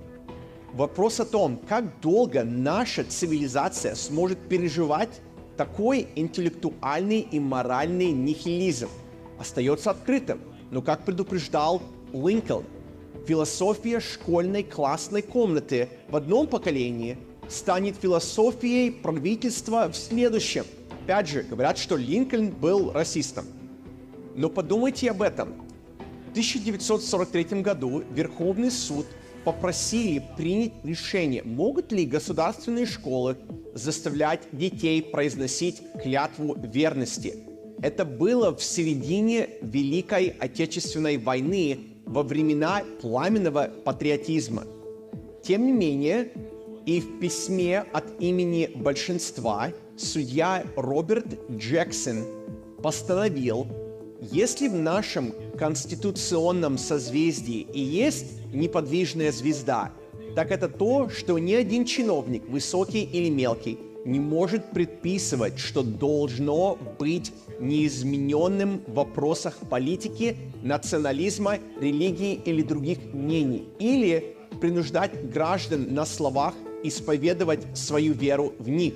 Возможно, пришло время напомнить об этом государственным школам. Но этого не может произойти до тех пор, пока большее число заинтересованных граждан не начнет отстаивать свои конституционные и данные Богом права. Родители, это значит вы. Я пастор Богдан Кипко для организации «Защитим наших детей».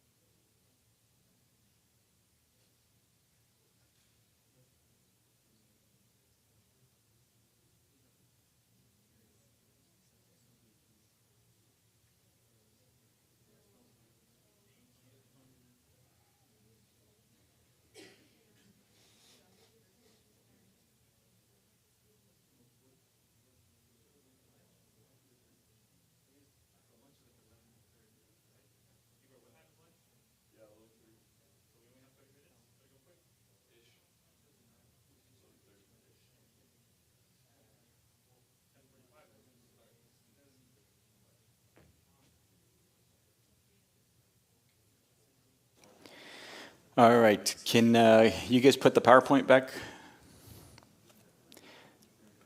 Am I loud for you guys there? Okay, for some reason here it's like so loud I'm trying to like whisper, and I usually talk loud because I also sing, so I usually project my voice. So, okay. Second session, it won't be as long and as brutal as the first. But this is on critical race theory. This is the second threat that we see in the public school system. So one of the things that Mark and I tried to do when we put together POK was we had parents at our conferences coming up and asking questions. Well, how about this? How about that? How about this other thing that happens in schools? And I'm like, yes, there's 1,000 things that are wrong in America's public schools. But these three, sex and gender theory, critical race theory, social emotional learning, are really the top three that underneath them, everything else is just a byproduct of them. So we just tried to condense it and synthesize it into these three topics. So what is critical race theory? On our website and on our YouTube channel, we also have a video for this. So we had Pastor Mark Little, who's an African-American pastor. He decided that he would do our video on critical race theory. Very well done. He explains it very well. But one, I would say, close cousin of critical race theory is historical revisionism. Because what critical race theory tries to do is it tries to tell all of us that, wait up, the history that you were taught, it's all wrong. We know what the right history is. We need to rewrite it. And so revising all of history becomes very, very important. So we have another video on historical revisionism, and that's Eileen Blakowski. She was very involved with Protect Our Kids at the very beginning. She used to live in Southern California, moved out to Texas. She's no longer as involved with POK because she ended up running for a public office in Texas. And she's also involved with the State Department of Education in Texas, trying to warn them there not to do what California and Oregon and Washington and other states have done. So I actually just got a text from her yesterday. The last couple weeks, the state legislature, at least for the Republicans within the state legislatures, who are a majority in Texas, they have gotten together and they're deciding on what's going to be their legislative priority over the next legislative cycle.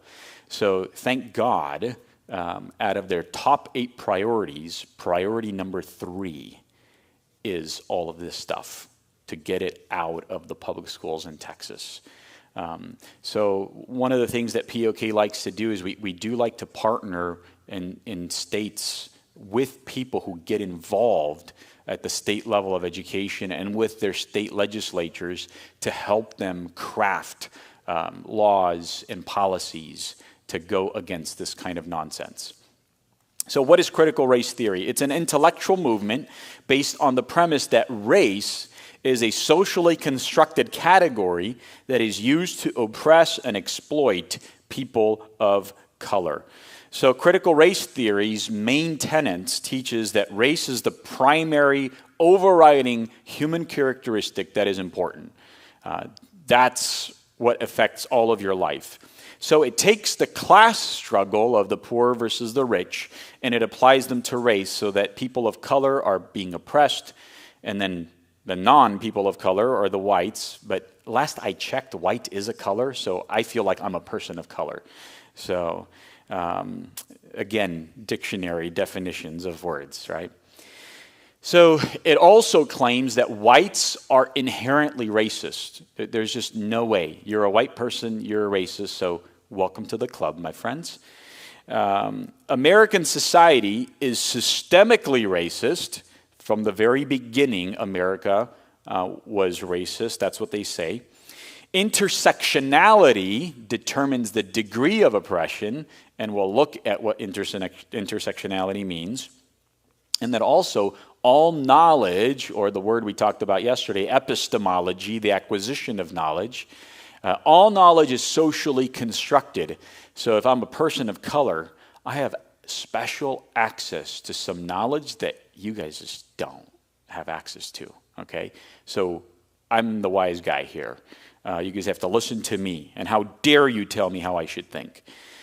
And that liberal democracy and capitalism are in fact illegitimate because white people set up America from the beginning to just be a tool of oppression, and that capitalism and democracy are just part of the patriarchy. So here are the roots of critical race theory. I gave you the roots of critical theory, right, starting from Marx and Hegel. We went to the Frankfurt School.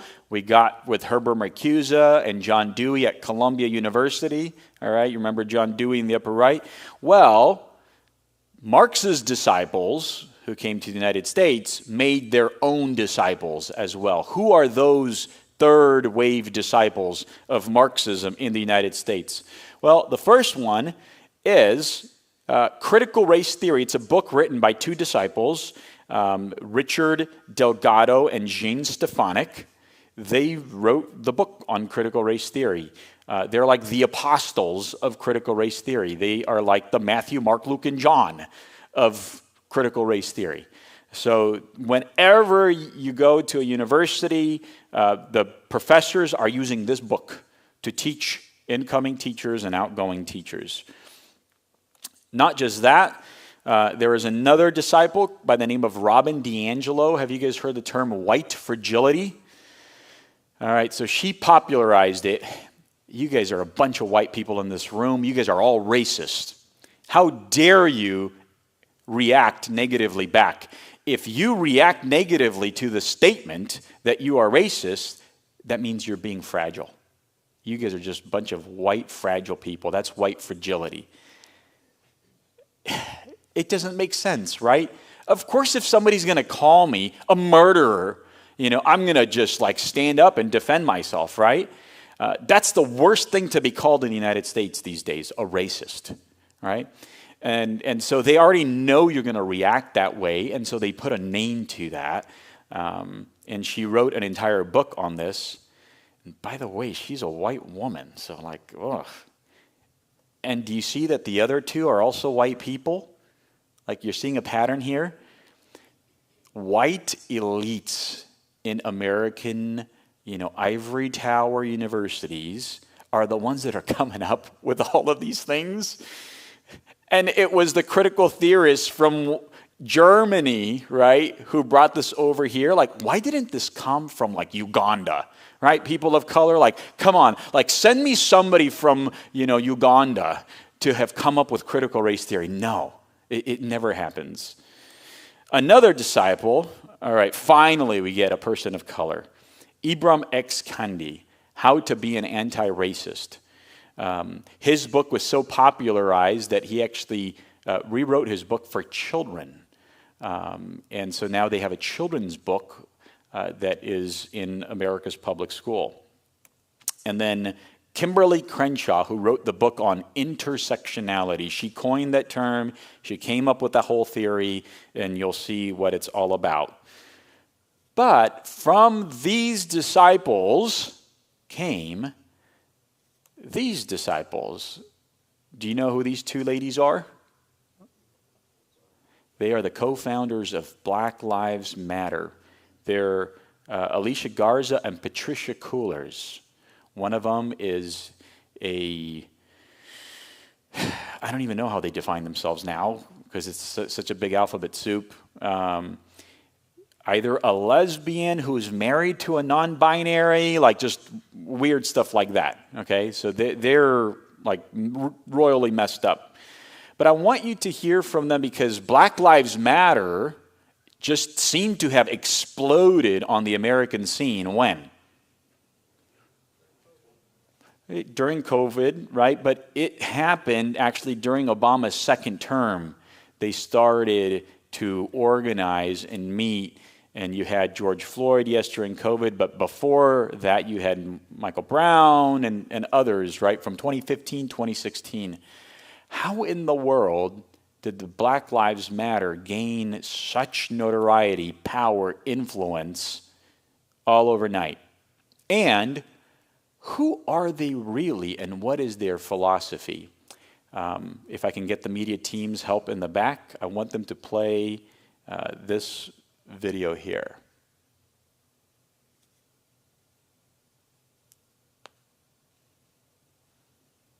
I don't know if they took a break back there, if nobody's, okay, yep, they're coming back. Sorry, guys.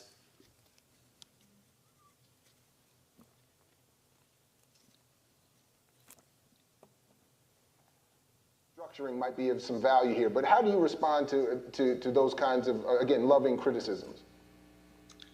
I think that the criticism is helpful. I also think that it might, I think of a lot of things. The first thing I think is that we actually do have an ideological frame. Myself and Alicia in particular are trained organizers. We are trained Marxists. We are super versed on sort of ideological theories. Did you catch that? We are trained Marxists, and we are super versed on ideological theories. What does that mean? Ideological theory, critical race theory. These ladies, they had been studying this all along. They are the disciples of the disciples of the disciples of Marx. They know exactly what they're doing. And when they came out with the slogan and the title, Black Lives Matter, again, they just created beautiful language to cloak what's in the background and to disguise themselves. Marxists do that very well because remember what I said up front, Marxists care about language. They're linguistical experts. And so we need to watch out for this kind of subversion that is happening. All right. Can I get back to my PowerPoint?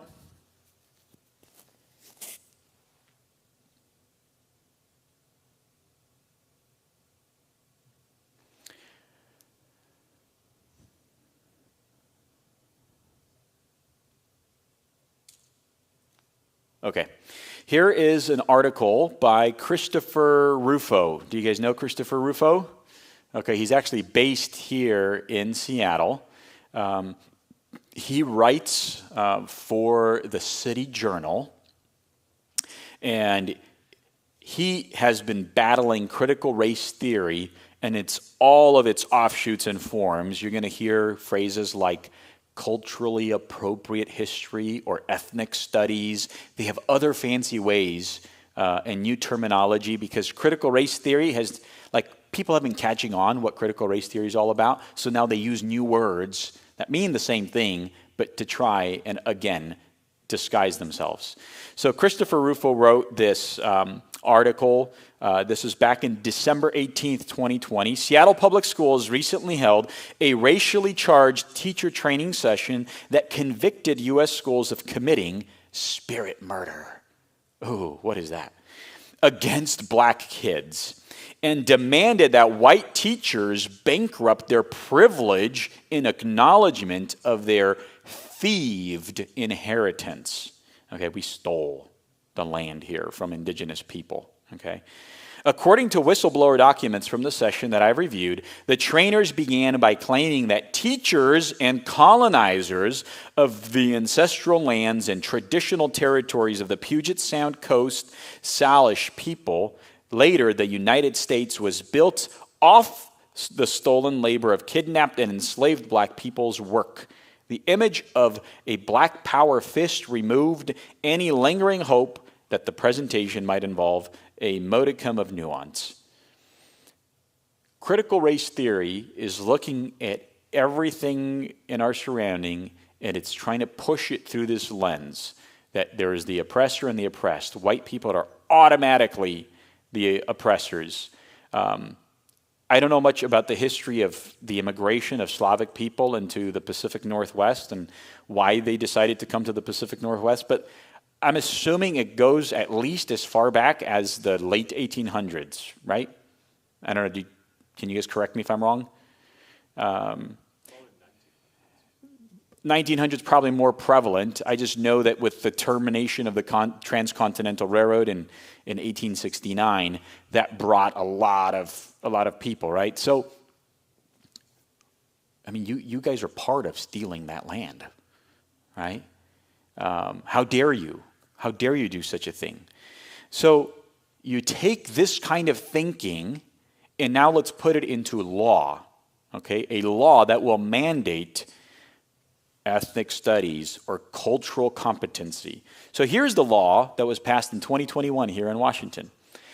This is SB 5044. It's called Equity Cultural Competency Dismantling Institutional Racism in Public Schools, right? Because you guys need such a law. You guys have been very bad people here in the Pacific Northwest.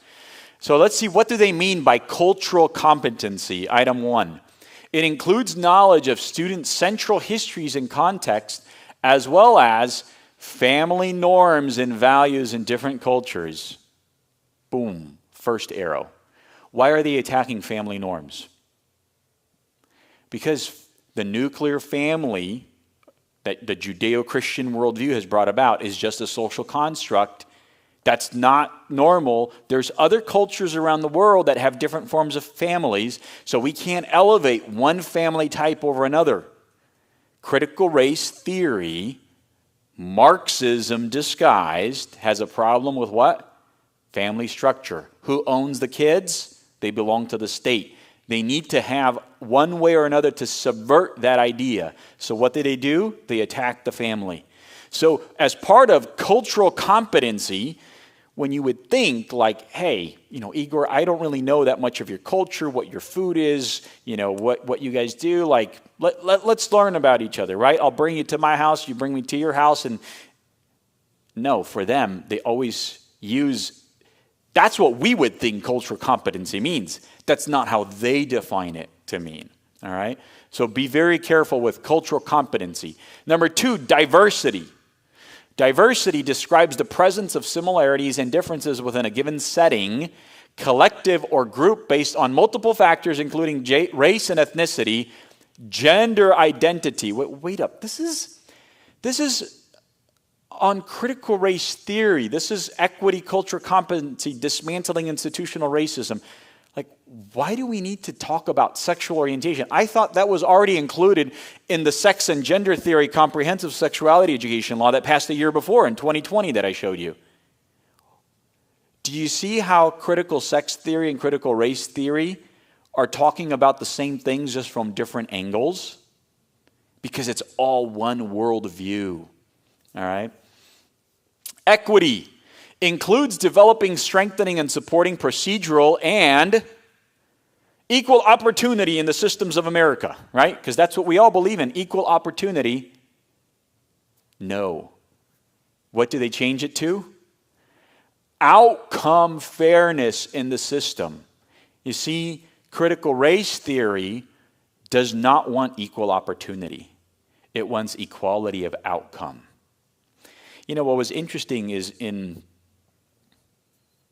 after COVID hit, we had our first, family wedding. One of my younger sisters got married, a year after COVID started. And I have a big family. My dad, he's the eldest of 10 children in his family. So, we have a huge family on my dad's side. There's over 140 of us. And so we got together for my sister's wedding. And so all of my, aunts and uncles coming together. And I asked my oldest of uncles, who were old enough to remember what it was like in Romania when communists came in and subverted Romania back in 1947. And I asked him, I said, Uncle, what was the language they were using? What were the slogans they were chanting? Okay? And he said, look, George, this was the one thing over and over and over that the communists would say. We would all be equals. We would all be equals. And sure enough, we were. By the time I was born in 1985, most Romanians were equal. We were equally poor, equally miserable, equally without water, without running water, equally without, even if you had running water, hot water would never come, okay? And if it would come, it'd be certain hours of the day. Equally without electricity, because they turn it on and off whenever they would want. That's what Marxism creates. An equality of outcome that is poverty, all right? Critical race theory takes that equality of outcome and it espouses it. That's what it wants. And then inclusion, item number 4, describes intentional efforts and consistent sets of actions to create and sustain a sense of respect, belonging, and safety. Oh, they love these two words, belonging and safety.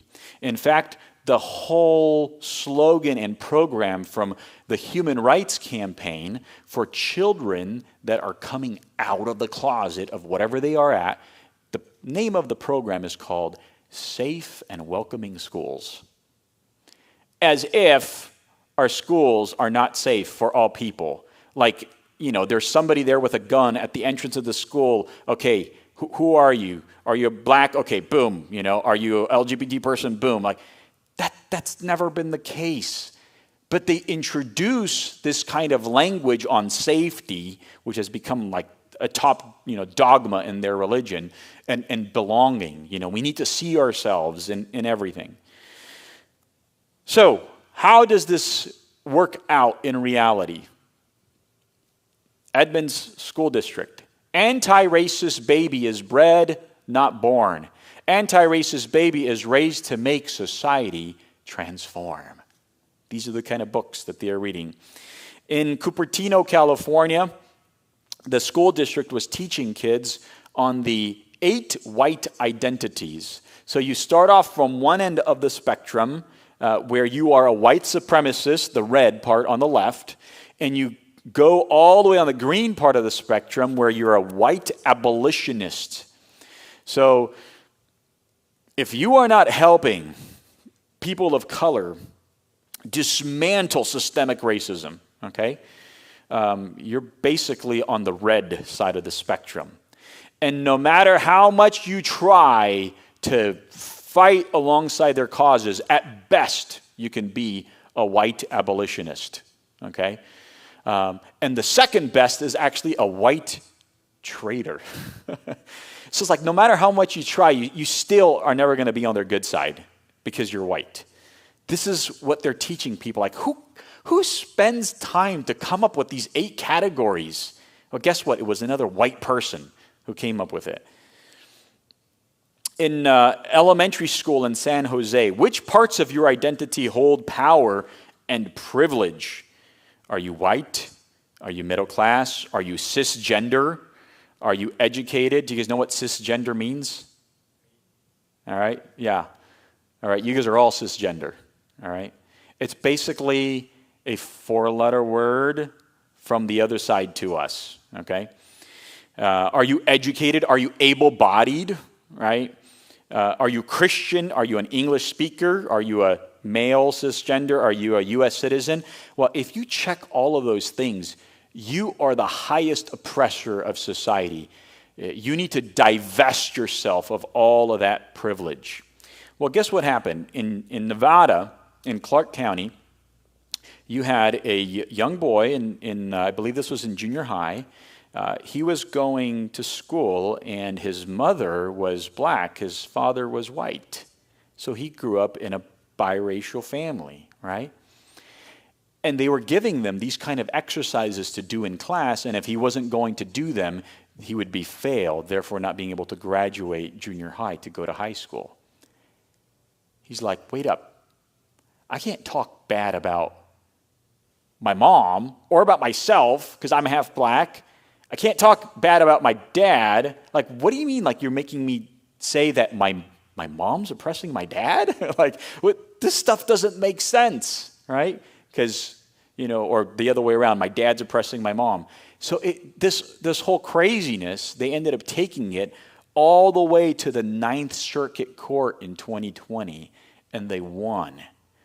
Because public schools should not be indoctrinating our kids with this kind of orthodoxy. And I'll talk a little bit about what the U.S. Supreme Court has said about orthodoxy. But where does this stem from? Why are we all racist? Why? Because they changed the definition of racism. Okay? This is from court documents, from evidence, all right, at the Ninth Circuit Court in Nevada. In the definition of racism, they said that racism is no longer prejudice, but it's actually prejudice plus power. And so if you are part of a people group or of a category on the wheel of intersectionality that has no power, you cannot be racist. You can only be prejudiced against people. So let's apply it to people of color versus whites. People of color do not have power in the United States. Therefore, people of color cannot be racist, even though they talk in terms of hating white people and calling us, racists. People of color cannot be racist because they do not have power. So then I ask the question, well, if I fly you out to Zambia, and now the vast majority of people there are black, and they hold all the power, then do you become a racist automatically? Because now you're part of a culture that is majority black? They won't want to answer that question. Well, then wait up. Answer this question for me. When Barack Obama was the president of the United States, and he held the highest powerful position in the world, was the United States still systemically racist? They won't answer that question for you. Okay? It comes down to redefining the terms. Here's the wheel of intersectionality that they keep on talking about. So, sex, religion, race, your marital status, your language, your income, your immigration status, your geography, your ethnicity, your education, disability, culture, age, sexual orientation. So you have to take that test and place yourself in whichever box you fall, and then you'll know if you are super of an oppressor or super of an oppressed person. In school, many schools now have the 1619 Project that comes out and basically says that, look, America wasn't founded in 1776 with the Declaration of Independence, but it actually was founded in 1619 at Jamestown in Virginia when the first slave ship arrived to the United States. The Revolutionary War of 1776, it wasn't fought to preserve freedom. It was fought to preserve a slaveocracy that had been rooted already from 1619 in America. The Declaration of Independence, that all men are created equal and endowed by their Creator with certain unalienable rights, meaning life, liberty, and pursuit of happiness, that's all bogus. No. That's a fraud. Why? Because black people didn't have that same degree of freedom. Yes, America made a huge mistake when it was founded. It was founded on the ideals of biblical principles, but in practice, this is what we as Christians just call sin, the human condition. We live in a fallen state. Nothing's ever going to be perfect. No government's going to be perfect. But it set the bar where it needed to be. And guess what? America paid a very steep price for its mistake. Because from 1776 to 1860, not only did we enslave people and we ruined the lives of hundreds of thousands, if not millions of black people, we needed to correct that wrong. And do you know how that wrong was corrected? By the sacrifice and blood of 600,000 plus young men who fought in the Civil War to end that practice of slavery. Do you know that if you add up all the wars that America has ever fought from 1776 to 2024, if you add up all of the people that died, it doesn't even come close to how many people died in the Civil War. Why? We paid a steep price for that, to make right what we did wrong. Nobody talks about that. And guess what? You know who the vast majority of the 600,000 plus soldiers were? They were white young boys.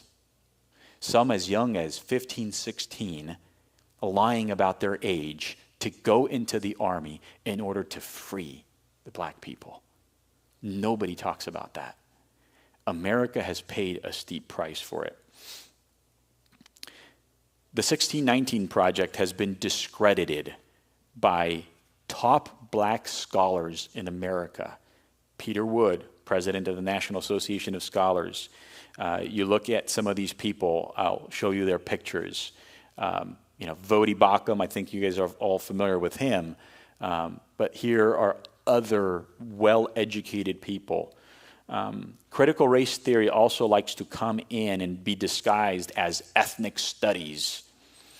Ethnic studies are trying to address the concept of intersectionality, power structures and form of oppression. They want to critique empire building. They want place high value on ancestral knowledge. Ooh, that's a term there. What is ancestral knowledge? Here is a newspaper article from August 2020. BLM exploded during COVID. BLM co-founder and LA chapter leader discuss groups' occultic practices of invoking spirits, African ancestral worship.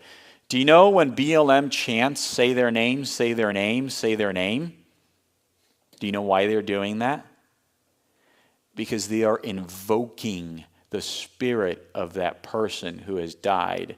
And they want that spirit to come back and to help them fight in whatever battle that they are fighting.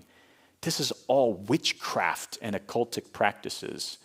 So when in the ethnic studies curriculum, they are told we are to respect or even celebrate ancestral knowledge, they're basically saying witchcraft. But again, they couch it in different words. In fact, in California, just like we had a health framework, that 700-page long document that I extracted, that spiritual abuse definition, they have a critical race theory framework. It's called the ethnic studies framework. That one's about 800-something pages long to teach teachers how they must teach. And in one of the things that they are to teach is they were supposed to teach children how to chant to ancestral deities of the Aztec and Mayan gods.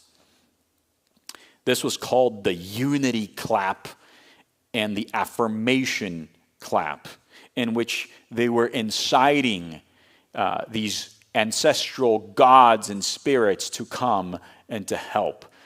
Look at the Inlok Ek affirmation. I love and respect myself, Inlok Ek. I seek the roots of truth through the elders and us youth. I mean, crazy stuff. Why do we need to have these kind of occultic practices in schools? They are all coming through this ethnic studies. There is a website called Chalkbeat. If you go on there, they keep track of where CRT, ethnic studies, or cultural competency is a required under the law for that state within the State Department of Education. So as you can see, Washington's already a blue there. I took this screenshot maybe about a year and a half ago.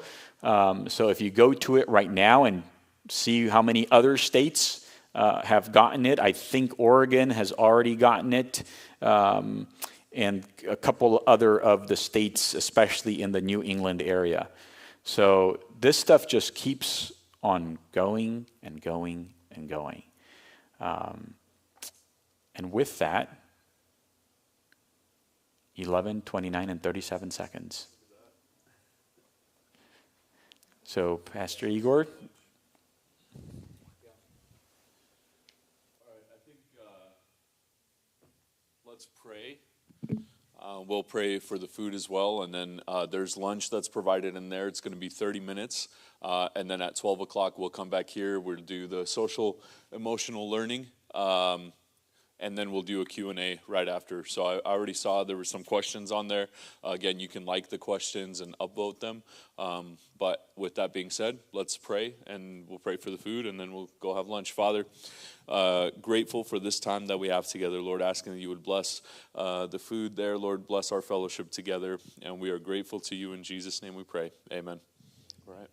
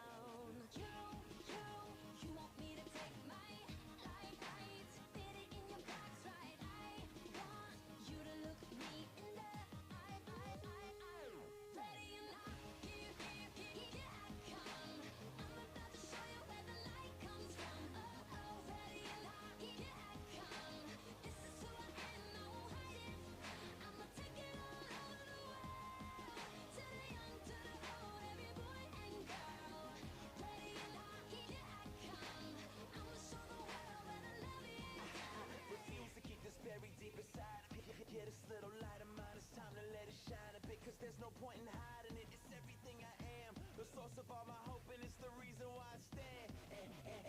I pledge allegiance to being somebody real. There's no more holding it back. I'm showing them how I feel, cause love is more than a word. It's a noun and a verb, and highness is served. You heard? Ready or not, here I come. To show you where the light comes from. Ready or not, here I come. This is who I am, and how you gonna hide? I'ma take it all the way. To the young, to the old, boy and girl. Ready or not, here I come. Here I come to show the world.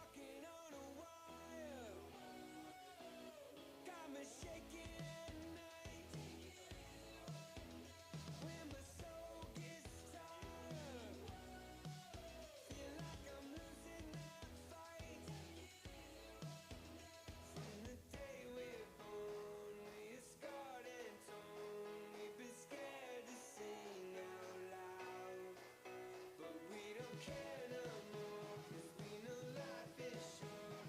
We don't care who hears us now. Breathe it in and let it out. Let it out. Breathe it in and let it out. Let it out. Yeah, come on, let it out. Are you holding on?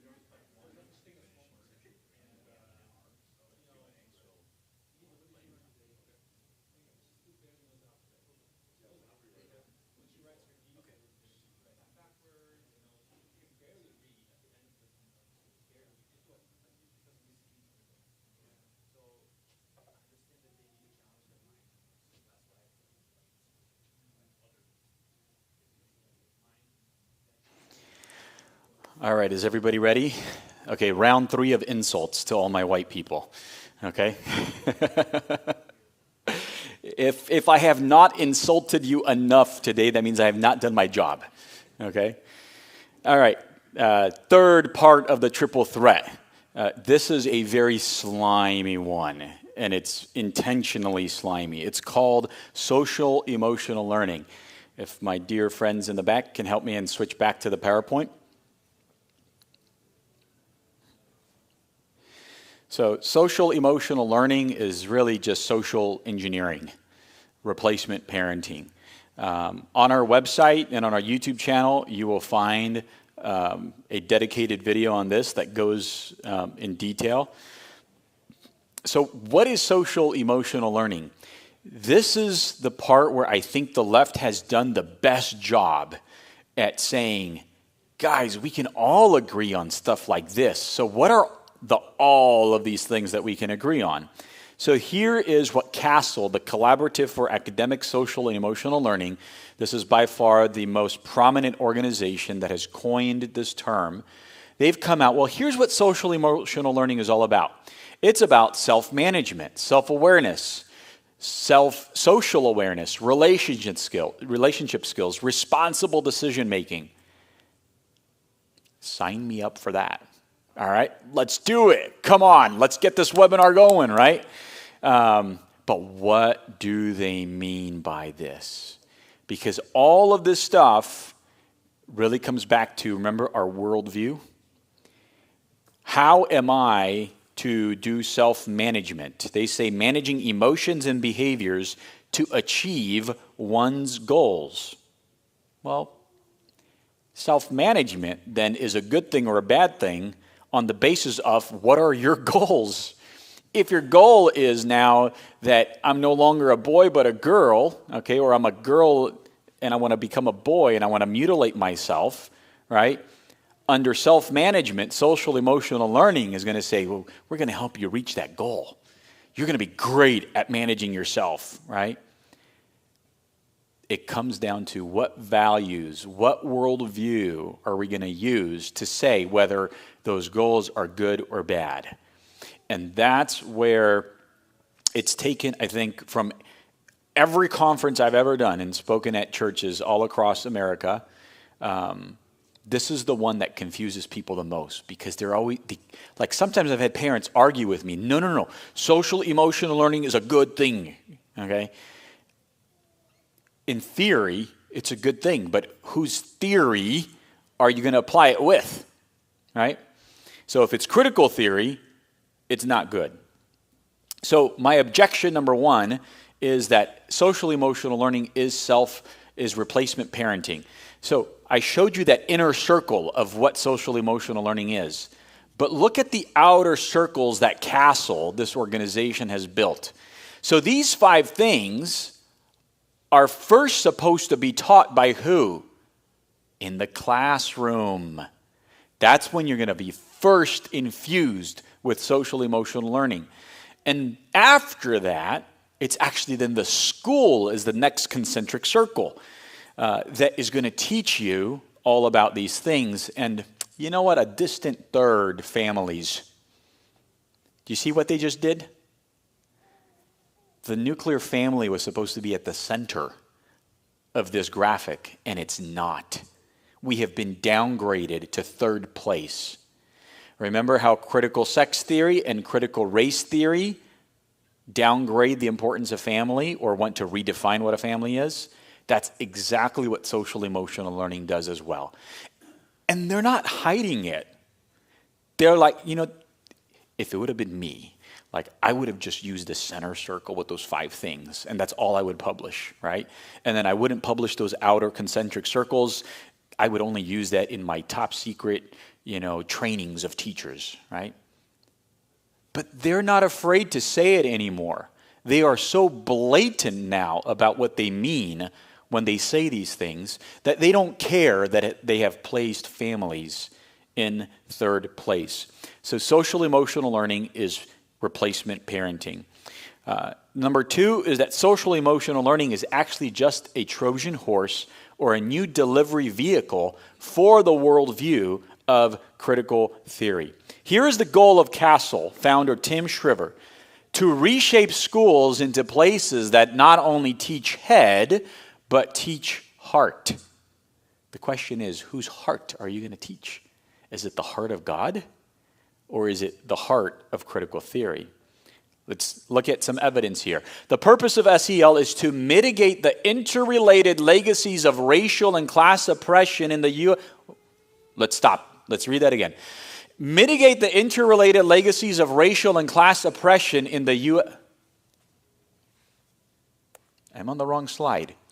I thought social emotional learning was self-awareness, self-management, social awareness.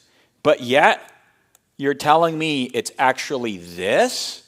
Oh, that's what social emotional learning is. Again, we have to believe it when we read it from them. SEL advocate Dina Simmons says, what's the point of teaching children about conflict resolution skills if we're not talking about the conflicts that exist because of racism or white supremacy? They just infused critical race theory right into the heart of SEL. This is what they do over and over and over. Objection number 3 is that SEL invades family personal privacy. And if you see in the white text, data, and then $, I have a story to tell you. How many people remember about 2 years ago when in Virginia in 2022, there was the race for the governor, okay, and actually end of 2021 because they're off cycle. And it was Terry McAuliffe, a Democrat, versus Glenn Youngkin, a Republican.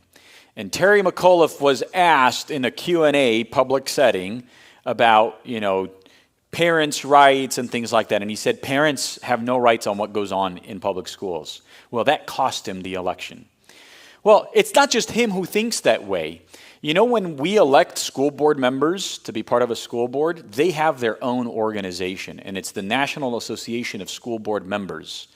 And you know that the president of that organization, together with the Biden White House, got together in some back room in the White House. We have all of the evidence for it. This is not a conspiracy theory. It actually happened. And they wanted to do something about all of those parents who go to school board meetings, like me, to get them off the school board members' backs, because school board members are feeling threatened, and they are very angry parents, and these are just honest to God good people who want to just be there for our children and our teachers and to support them. They wrote, and this came out from the FBI, a letter calling us as parents domestic terrorists. Well, who is our Attorney General of the United States? His name is Merrick Garland. Merrick Garland, the chief legal officer of a company, right, of the United States, in that letter that he wrote calling us domestic terrorists, that was put together with the FBI and together with the National Association of School Board Members, we come to find out that the reason why they really want SEL into all of our schools is Merrick Garland's son-in-law owns the biggest company that provides social emotional learning curriculum. And what they do is, when you teach SEL, how do you know if SEL is effective, if the values that they're pushing into our children, if it's catching on? There's only one way to do it: surveys. You take a survey at the beginning, then you take a survey along the way, and another one along the way, and another one along the way, and all of a sudden the school counselor gets to see that Johnny is not really answering these questions right. It's not fitting with our diversity and equity and inclusion values of this school. And so we need to give Johnny a little bit extra support. And they call that MSST, the multiple system support tiered. And now we need to re-educate Johnny so he knows what values we aspire to. Well, those kind of systems and those kind of surveys that are developed by companies like Panorama cost a lot of money, and school systems have to purchase those. Well, Merrick Garland's son-in-law is one of the owners of Panorama that provides SEL surveys and then data tracking and sells that data right back to the schools. So it is invasive to your and my children's privacy. Why should a school have to know if my son considers himself to be a heterosexual? What's that got to do with teaching English and history and biology? It has zero to do with it. Why do they want to know that? They want to know that in order for them to know how much they have to emphasize on indoctrinating our children or re-educating them in the proper way. All right, so here we have social emotional learning standards, equity, cultural responsiveness, universal design, and trauma-informed practices. So this is here in the state of Washington. Okay, I'm going to read for you a little bit of what this states. This is the law as of January 1st, 2020 in the state of Washington. The state of Washington recognizes that social emotional learning should be an integral part of every student's educational experience. The SEL standard and benchmarks, along with the guiding principles, provide a foundation and system for effective SEL implementation. And you'll see how they're going to make sure it's effective. Okay, second paragraph. The SEL standards and benchmarks were developed through the lens, worldview, of four guiding principles: equity, cultural responsiveness, universal design, and trauma-informed practices. Ooh, that's a new term we haven't heard before. We're going to get into that. Do you see the values that they're going to apply to the self-awareness, social awareness, self-management, relationship, skills development? It all comes back to critical theory. They're using the same language. So this is the upfront part of the law and of the memo, and here's how you are to implement it. At every stage, they have standards, right? Self-awareness, self-management, self-efficacy, social awareness, social management, social engagement. It's almost as if they just copied verbatim from Castle. They just added one. That's it, self-efficacy. Instead of 5, there's 6, right?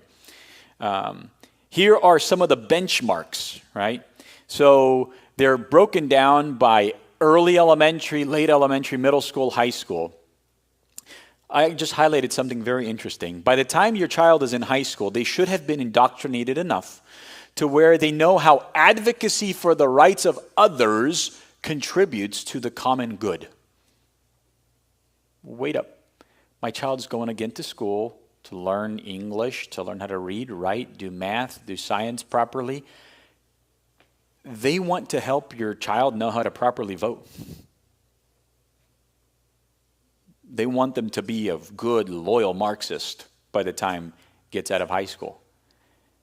Because what kind of rights are they advocating for in the school system? The sexual rights, right, that are to become human rights. Let's look onward. By the time they finish high school, they'll to recognizing the impact of privilege and oppression. Where do we know these terms from? From critical race theory. That's what they are. Okay? So again, every single benchmark that your child is to meet by the time they finish high school needs to make sure that they need to know how to vote properly. They need to know how to think like a critical race theorist needs to think. By the time they finish high school, they should be able to underscore how advocacy for the rights of others contributes to the common good, and that they can promote equitable distribution of community resources. Equality of outcome, remember? Equally miserable, equally poor. They're teaching them that they have to promote equitable distribution of community resources. That's Marxism. Why is it being forced to be taught in public schools? And why are teachers benchmarking this as a goal? That if they don't achieve that, they're not meeting the goals of the SEL standards. So social emotional learning, in fact, is that Trojan horse and that vehicle for how they want to teach these values to our children. This is now combined to a step further. And the step further is what you're going to start hearing here more often from the public schools. You're going to hear this phrase called whole school, whole community, whole child. So what does this mean? That means that they want the school to be the place where your child is going to learn everything and all of their needs are going to be met. That means physical education, that means nutrition, health education, social and emotional climate, physical environment, health services on school campuses. Have you guys heard of health clinics now opening up in just about every major public school? And these health clinics do what? They provide abortion services, or they're teamed up with a local Planned Parenthood office where they'll transport them without parental knowledge to Planned Parenthood to get an abortion, bring them back to the health clinic on campus, and they'll go home, and you've had no clue whatever happened to them. It's not documented. You as a parent will not be able to know. Counseling, psychological and social services, community involvement, family engagement. They basically want the school to be the place where good community global citizens are created. That's what social emotional learning is all about. This is something that we do not want. We have already experienced this in other regimes in history. We mentioned Adolf Hitler. Adolf Hitler, when he took power, one of the first things that he did is he formed the Hitler Youth. Okay? In Romania, when Ceausescu took power, one of the first things that he did is he formed a Romanian youth organization called the Pioneers. Ooh, great word, right? We want to be pioneers. The school system in the early days of communism, when my dad was growing up in the 50s and 60s in Romania, required children to go to school 6 days a week. There was no private school, there was no homeschooling, none of that. That's not allowed under Marxism, okay? 6 days a week going to school. And then on Sunday, because they knew Sunday's the Lord's Day and all the Christian kids are going to go to church with their parents, a lot of times, especially during harvest season, they would have field trips on Sundays where they would utilize children to go and harvest the crops in the collective farms. Because farms there's no private property under communism, right? So there were collective farms. The farms belonged to the state, and then the villagers, worked those farms. All of the goods went into the collective, and then it was redistributed by a ration booklet that we had as a family. We were told how much rice, how much sugar, how much salt, how much oil, how much flour. That was our ration booklet that everybody had in Romania.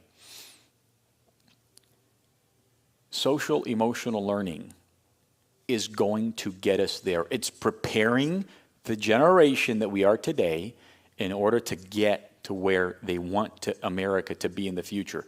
I gave you the history from Marx in the 1800s to his disciples in the early 1900s, to their disciples in the mid-1900s, to their disciples that have created the teachers that are teaching this. It's been a slow, what is called the long march through the institutions. But they're going to get there. That's the ultimate goal, because they know that in Western civilization, they have to cut off, what's the root? Judeo-Christian values, right? Viktor Frankl said this. He's a Holocaust survivor. He said, "I am absolutely convinced that the gas chambers of Auschwitz, Treblinka, and Majdanek were ultimately prepared not in some ministry, but rather at the desks and in the lecture halls of nihilistic scientists and philosophers." We all ask ourselves, looking back in history, how did Hitler gain that power? How was he able to brainwash an entire people? It happened over time. And then it happened quickly. Once they reach critical mass, everything starts happening quickly. 10 years ago, did any one of us have to deal with transgender? No. But guess what? From the 60s until 10 years ago, 50 years, it was all homosexuals, homosexuals, homosexuals, homosexuals. All of a sudden, in 10 short years, it's been, because 2015, they got their Obergefell Supreme Court decision where they can be married. So, okay, now you have your rights. That's it. Let's just end the story there. No. Now it became the T. And now it's social emotional learning, and it's going to be something quickly. It's going to start to cascade even faster. So parents, be on the lookout for all of this stuff that's coming through social emotional learning. So in this last session, I want to talk a lot about what can you do, because it's important to know what all of this stuff is, the terminology, the definitions, right? If you don't understand the definitions, you don't know how you're being deceived. But what can you do? Well, first and foremost, I want you to know this is spiritual warfare. This is demonic, guys. For people to be telling our children that, no, you're not a girl, you can be a boy, and that you're not a boy, you can be a girl, they are attacking at the very creation order that God has set. They are fighting against the image of God that is in us. Who does that attack, and who's leading the strategy and the charge? It's Satan himself. Why? Because Satan hates God. He wanted to have God's position. Last I checked on LinkedIn, there was no opening to be God. All right, so that position's been taken for eternity past, eternity future. Okay? So why does he hate us so much? Because every time he looks at a human being, he is reminded of God, because we are created in his image. And so he's going to want to destroy as many of God's image bearers. So he won't be alone in hell. So this is a spiritual warfare. We could be overwhelmed with it, but the Bible says, don't be anxious for anything. A lot of times, especially we as immigrants in this country, we feel like, is it my job? Like, man, the American Christians should be doing something about it. Well, the American Christians have fallen asleep at the wheel, okay? We have to learn, if we came to this country and we love it so much and we love our freedom so much, we have to learn how this country works and get back into those places and positions of influence and of power to influence this country for good and to be that salt and light. We shouldn't be anxious for anything, but in all things with prayer and supplication, make your requests known to God, because God uses people to change nations. Our practical solutions: be doers of the word. It's great that you guys all came here. It would be great if this place would have been full of parents from this church, okay? But you know what? Those of you that have came here and that have listened to this lecture and that are going to digest slowly, because I know I've just done a lot of verbal vomiting on you guys, okay? Just take time to digest it and share it. Do something. Don't leave today and say, oh, I did my part. I attended this one great session. I know what's going on, and that's it. You have to spread the word. Tell all of your friends that weren't here. Educate them. All of those little pamphlets that you see, on the back table, please take as many copies as you want. In fact, I told Igor, I'm leaving all of that behind, so that way at the end of your guys' regular church services, they'll be there in the hallway, and you guys could pick them up and spread them. Be doers. Don't just be listeners. So, what else can you do? You have to understand the education ecosystem in America. You have government, you have unions, and you have nonprofits, okay? So I spent a lot of time in each one of my 3 sessions on the triple threat telling you what the government is telling us, okay?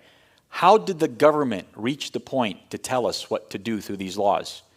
It's because the teachers' unions and these nonprofit organizations have been lobbying the government to pass these laws. It's we the people. We are a country that self-govern ourselves, okay? We have to learn what self-governance means. And that means that as a responsible citizen of this country, you have a civic duty to go and to influence what government says, what laws should be. Now, these teachers' unions are very powerful. I'm going to talk a little bit about that here on my next slide. Because one of the things that you can do if you're a teacher is you can opt out of the union. Teachers' unions. In the state of Washington, you have the Washington Education Association. That's the state chapter. The Washington Education Association is part of a greater countrywide teachers union called the National Education Association, the NEA, and there's a second one called the AFT, the American Federation of Teachers, okay? In Washington alone, you have over 80,000 teachers that are part of the teachers union, and they are organized in 370 local associations, okay? Here's how much money every teacher out of their paycheck that's part of the teachers union pays to go to the WEA, $557 every year. And that money goes, out of that $557, a portion of that, $62.53, goes towards the budget of political action. Yes, the teachers union has a political action committee that is vying and that's negotiating and that is pushing for certain laws to pass in your own state. And then there's a $14.62 that goes to racial and social justice causes. Then $202 go to the NEA, to the national, because you're part of the national organization as well.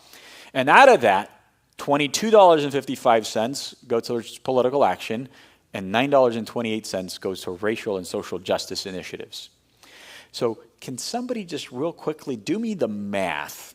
80,000 times 557. Yeah, you guys have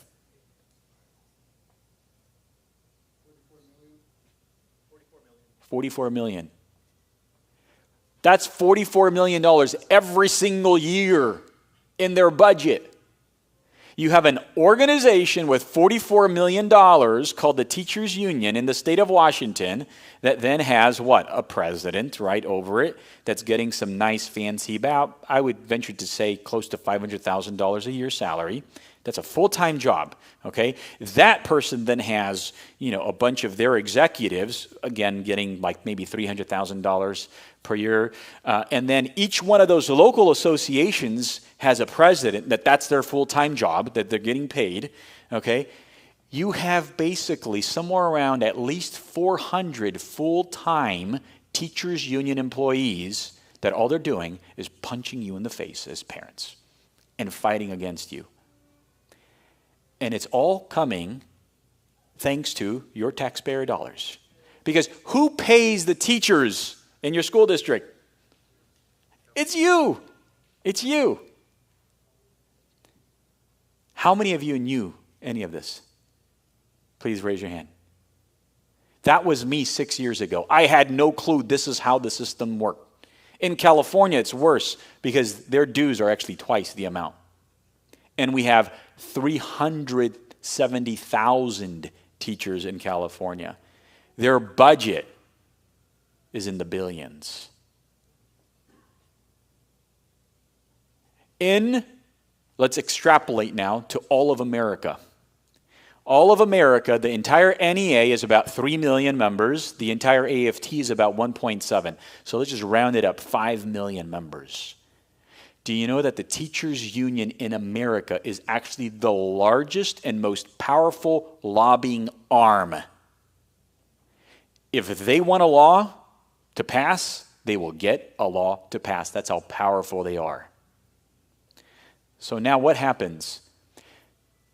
Out of those 5 million, there is a very big chunk. I've heard somebody say, because I have teachers who are very involved inside the union trying to bring reform, they say that at least 40% of teachers are very conservative.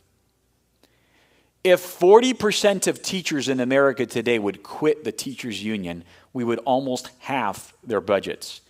That means we would have to fire half of the people who are punching us in the face, right? We have to leave the union. If you're a Christian teacher, remember I said at the beginning, we need more Christian teachers in public education, but you don't have to become part of the union. They lied to you when they tell you up front in your employment documents that you have to become part of the union. You don't. In fact, up until 2018, they kept on mentioning that lie, and they forced every teacher in the United States to pay union dues to fund their causes. One of my good friends, Rebecca Friedrichs, who wrote a book, David versus Goliath, she fought against the teachers union, and her case went all the way up to the Supreme Court. It was followed up by her friend's case, Mark Janis, who was also a teacher, went all the way up to the Supreme Court, and in 2018, the Supreme Court ruled that the teachers union cannot force a teacher to become a member in their union in order to teach. So since 2018, the Supreme Court has ruled, that's called the Janus ruling. It's ruled that you don't have to, but yet most teachers don't know. So if there's one thing that you as a church could do is educate all the teachers that are here in your church and make sure they opt out of the union, and they give themselves an annual $557 raise. That's pretty good, right? They get to keep that money in their own pocket and not in the teachers union pocket. What can you do? You have to critique the narrative. You have now heard what comprehensive sexuality is all about. You've heard the studies that were done on it that disprove it, okay? Use that information. You know the mental health problem of the transgender community. In fact, There are many Western European nations who are now walking back everything they used to do. England, Sweden, in England there was the Cass Review or the Cass Report that had just come out.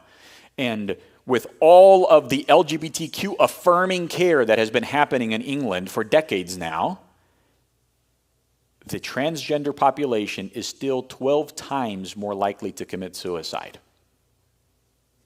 Why? That means what they have been doing up until now, offering gender affirming care, is actually counterproductive. It's actually killing transgender people instead of helping them, right? You know what critical race theory is all about. You know the historical revisionism. You know what social emotional learning leads to. Please, please, please, you can do something about it, right? We've talked about comprehensive sexuality education. You know the studies. You know the transgender stuff. There's another book here that I added onto this slide, When Harry Became Sally by Ryan T. Anderson. Brilliant book outlining the incoherence of the transgender ideology. In fact, why is this important for the church? Pastor Kosti Hinn, do you guys know him? He's Benny Hinn's nephew, okay? But he doesn't believe any of the stuff Benny Hinn preaches, okay? He's a pastor actually in my neighboring city in Tustin, California. And he said this: we are going to be pastoring people who detransition from their transition one day. Men, women who look like women or men and brainwashed at a young age will need to be counseled and prayed off the ledge of suicide and despair. Keep your heart and mind ready. The gospel will save them. This is going to become the refuge. These seats here will become the refuge of people who have been hurt and harmed and nearly killed by all of this ideology. We have to learn how to minister to them. Learn about how to defend marriage and children's rights, because we've gone bonkers off onto the other side of, hey, a family's a family. You can define it whichever way you want. Homosexuals can get married now too, right? Katie Faust, who is a pastor's wife, she lives here in Seattle. I would highly recommend you guys look at her book. This is her first book called Them Before Us. She has basically flipped the narrative, because if it's all about justice, right? We want justice, social justice out there. You know that children deserve justice? And it has been well documented that in order for children to thrive and to be given the best opportunity at life, for the best outcome at the end, is for them to be raised in a heterosexual, monogamous, lifelong relationship called marriage, where there is a father and a mother, a husband and a wife, a biological man with a biological woman. When we don't do that, we are doing an injustice to children. So we have to learn how to craft these arguments of justice right back at the other side. Critical race theory, if there is just one book that you can read that will help you, again, counter-argue all of their talking points, is Thomas Sowell. Thomas Sowell, I think, is like 93 years old right now. He's one of the most brilliant black people out there. Philosopher, economics professor. He was a Marxist growing up in the 30s. And he tried to live out his worldview as a Marxist, and he realized something's off. It's not working. And so as he was, in government working to try and figure out housing projects in New York and redistributing, income to poor, populations and, the disadvantaged communities, he realized that none of that was working. And that, in fact, pre-1960s, when the government instituted the welfare system, that the black family was thriving more than post-1960s, when the black family has practically been obliterated. He gives you all of these facts and statistics that you can work from. Something a little bit more on the biblical side of critical race theory. Confronting Injustice Without Compromising Truth. Very good book written by Thaddeus Williams. Fault Lines written by Vodi Bakum. This will help you understand how to think through biblically on these topics. The historical revisionism side, Red, White, and Black, Rescuing American History from Revisionists and Race Hustlers, written by Robert Woodson. It's one of the most brilliant books that helps you understand how to combat the 1619 Project. Social emotional learning. You know, every lived discipline they say is okay, but is it? They're teaching our kids how to become more emotional and less critical thinkers. That's the whole focus, this whole mindfulness and groupthink and conformity. So what can we as parents do? We have to disciple our children. And I talked a lot about this last night with some of the leaders here from the church that we got to get together in a smaller group. You have to pray with your children.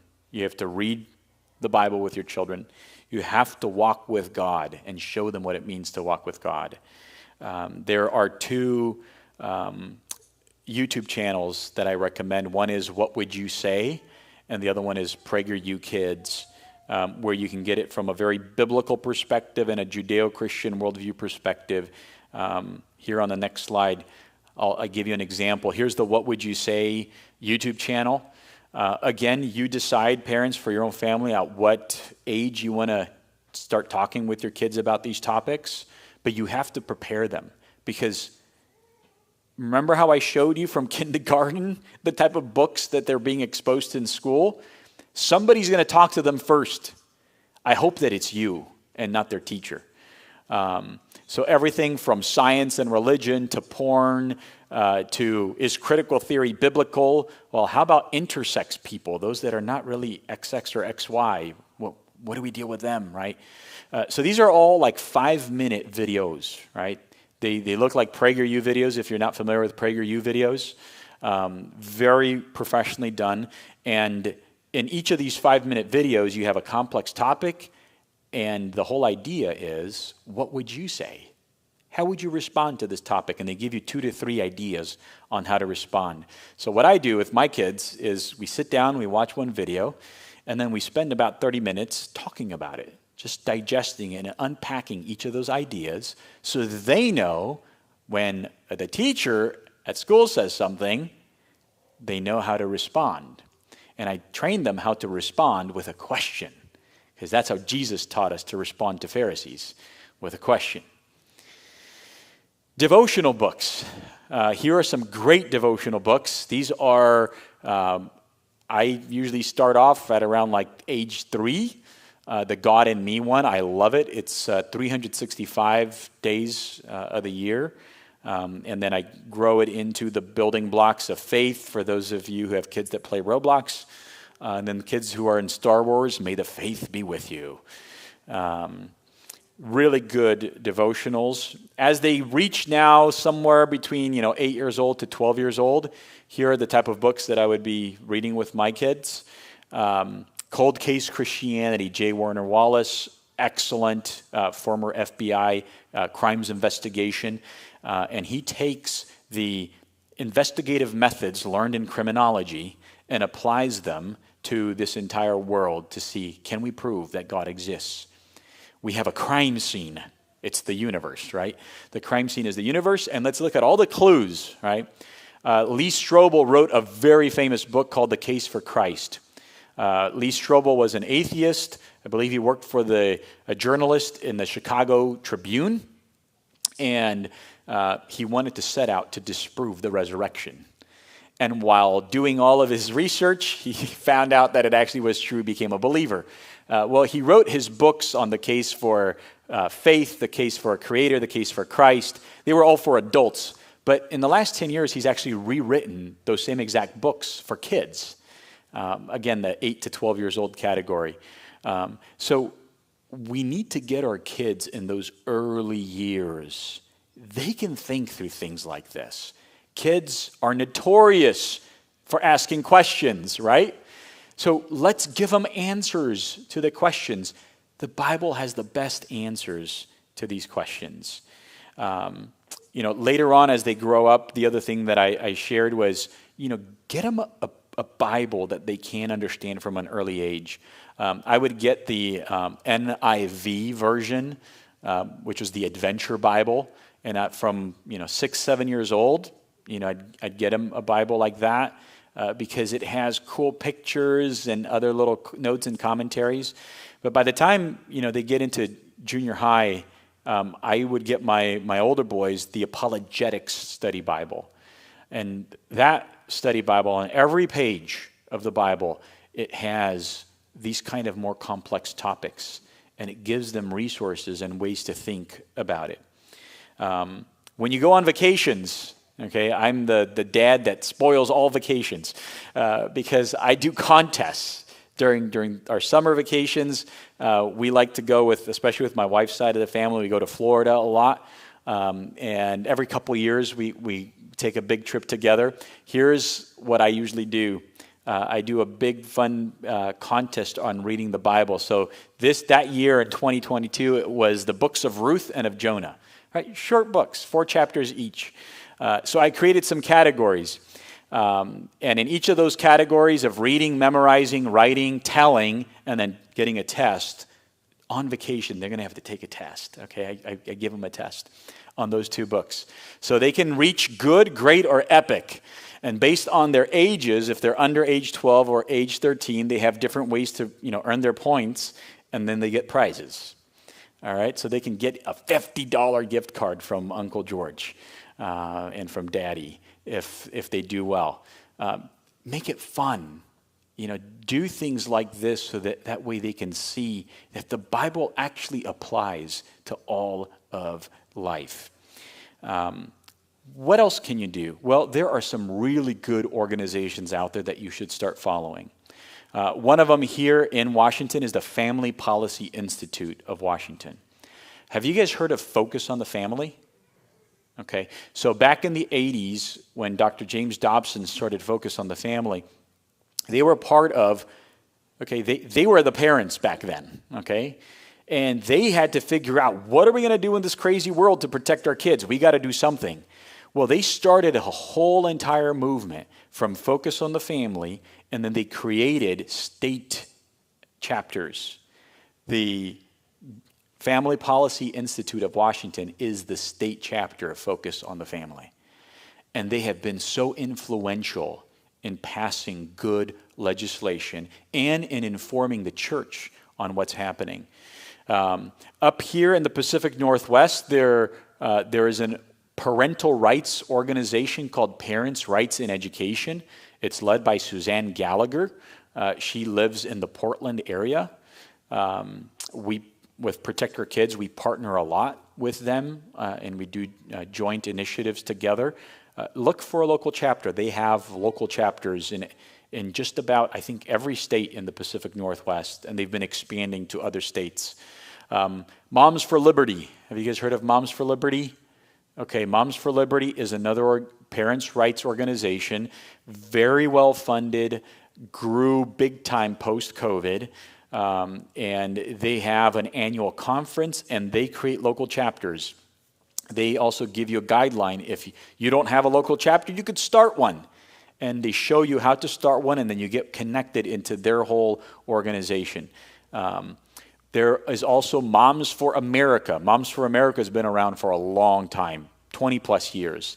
Similar to Moms for Liberty, this organization, because it's a lot older, a little bit more mature, they have valuable resources on how to homeschool.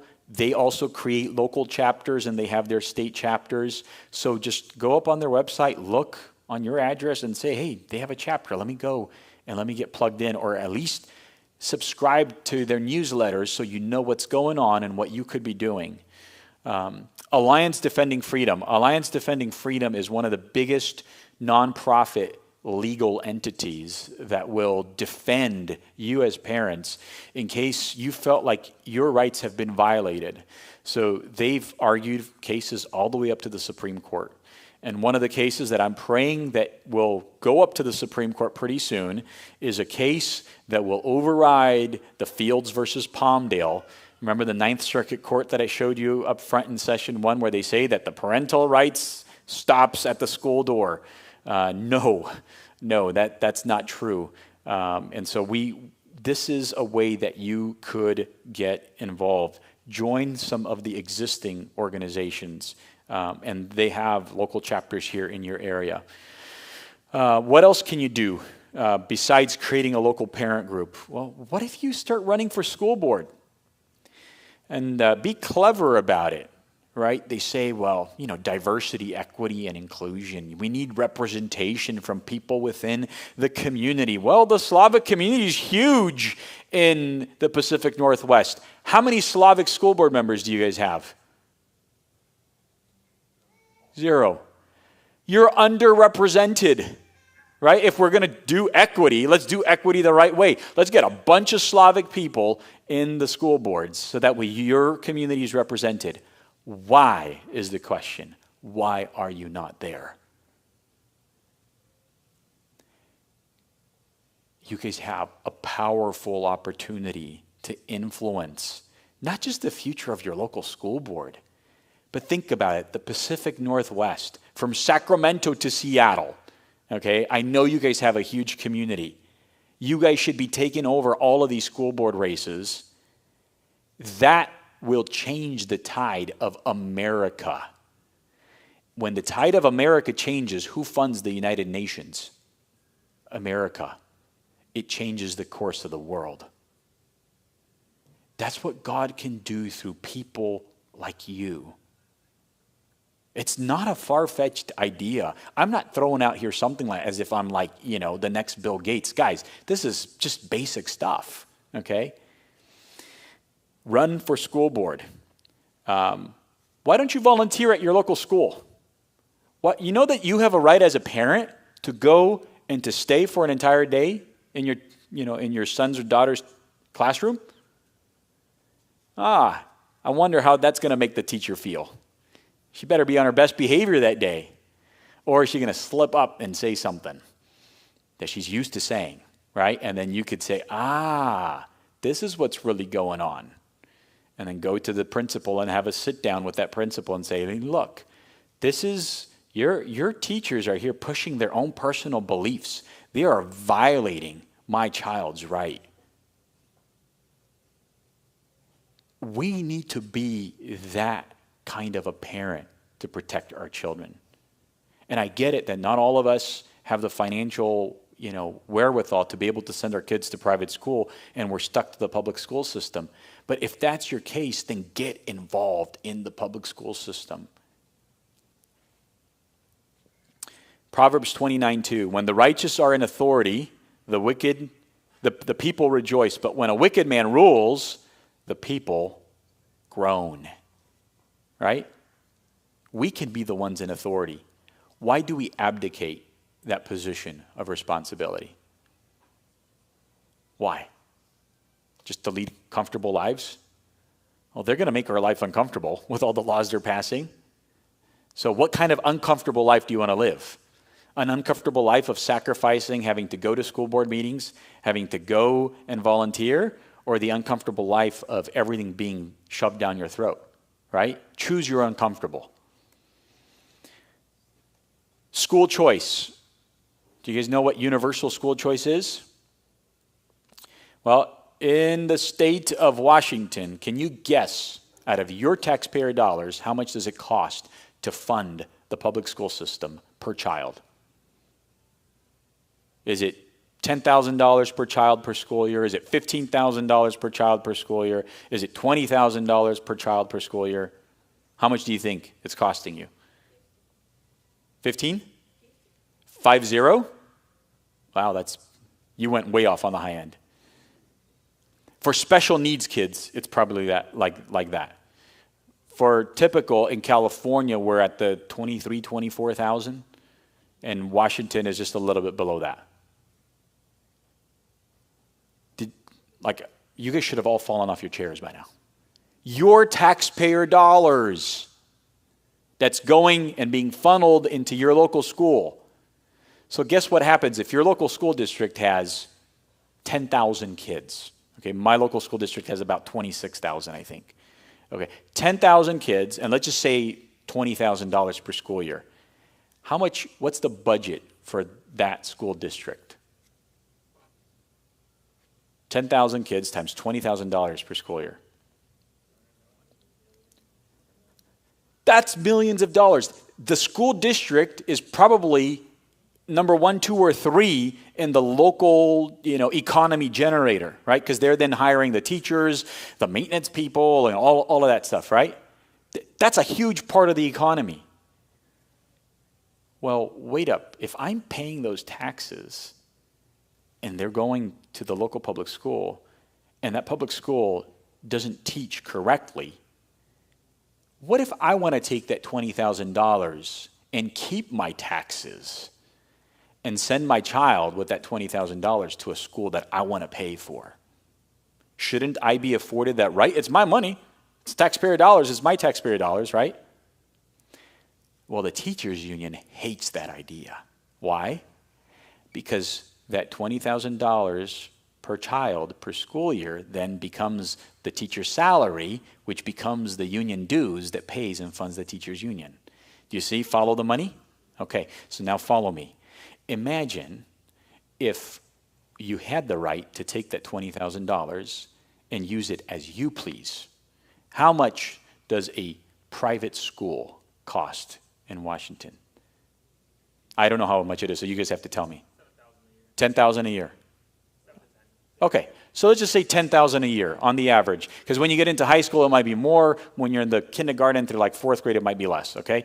Average $10,000, okay? But you have access to 20. So what happens with the rest, right? The way that universal school choice works is it's already applicable in 12 states now. Okay, post-COVID, all of a sudden, this is happening in each one of these red states, okay? So the money follows the child.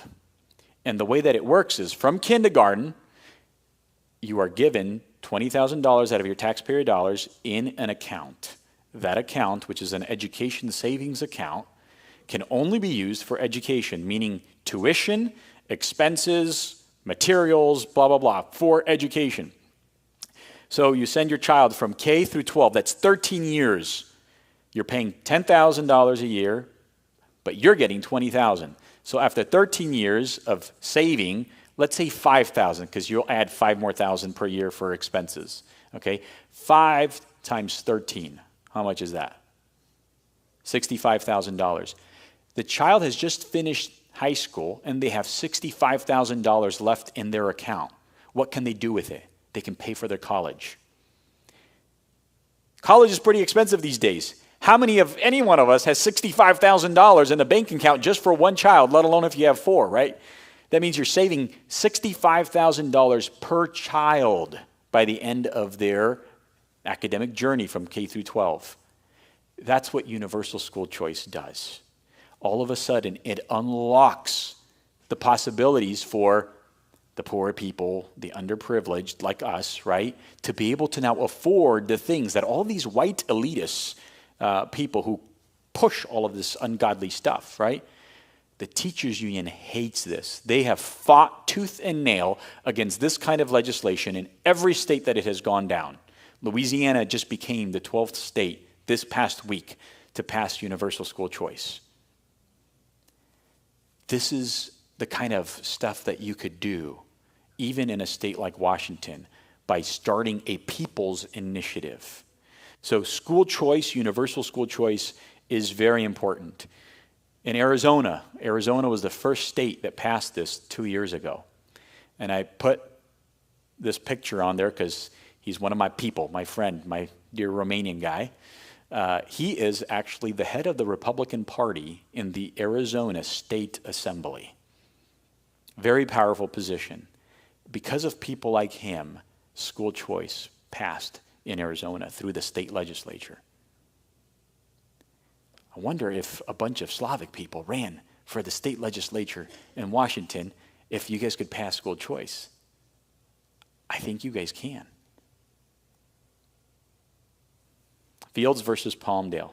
In sum, we affirm that the Meyer-Pierce right of parents to control the upbringing of their children does not extend beyond the threshold of the school door.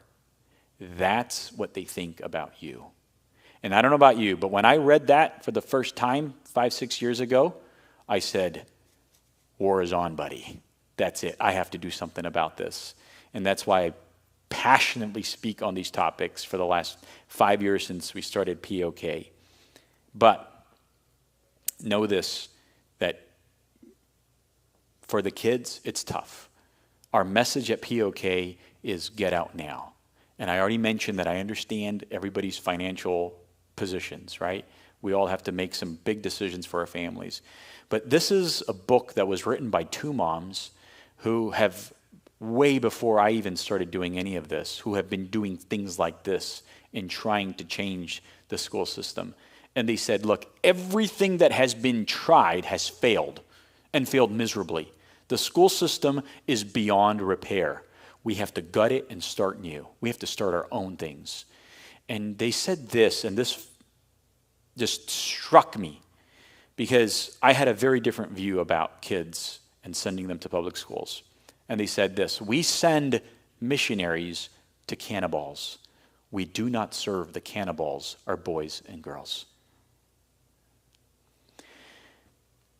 We have to think about this appropriately. I mentioned up front that kids don't necessarily have the mental faculties to be able to debate with their teachers, let alone when we as parents have already told them to respect their teachers.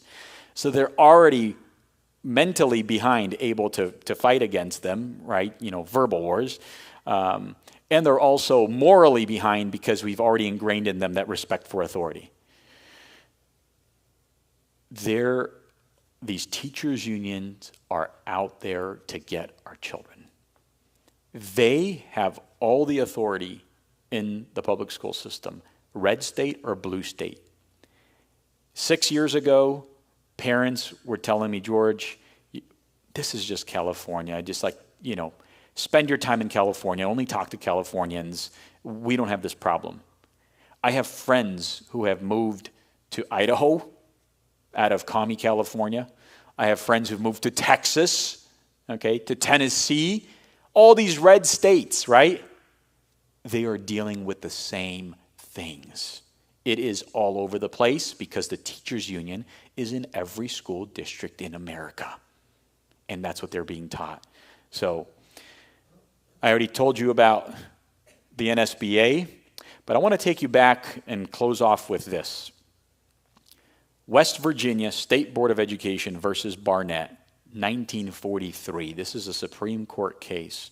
And it says this: if there is any fixed star in our constitutional constellation, it is that no official, public school official, state legislature, U.S. senator, congressman, congresswoman, no official, high or petty, can prescribe what shall be orthodox in politics, nationalism, religion, or other matters of opinion, or force citizens to confess by word or act their faith therein.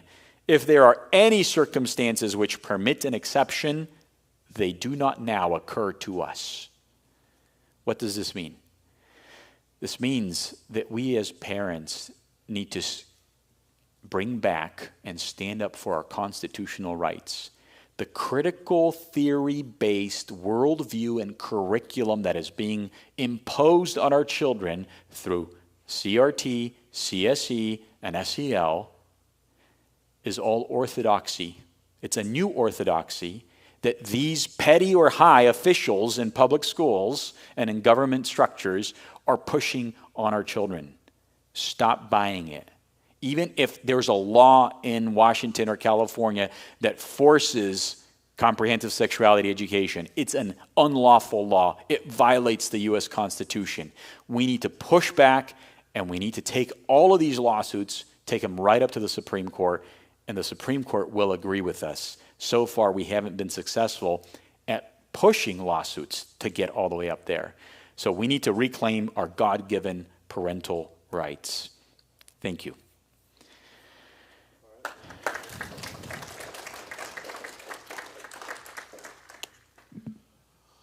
All right, looks like we do have some questions, George. I'm just going to ask them from right here, and then Perfect. you can go ahead and answer them.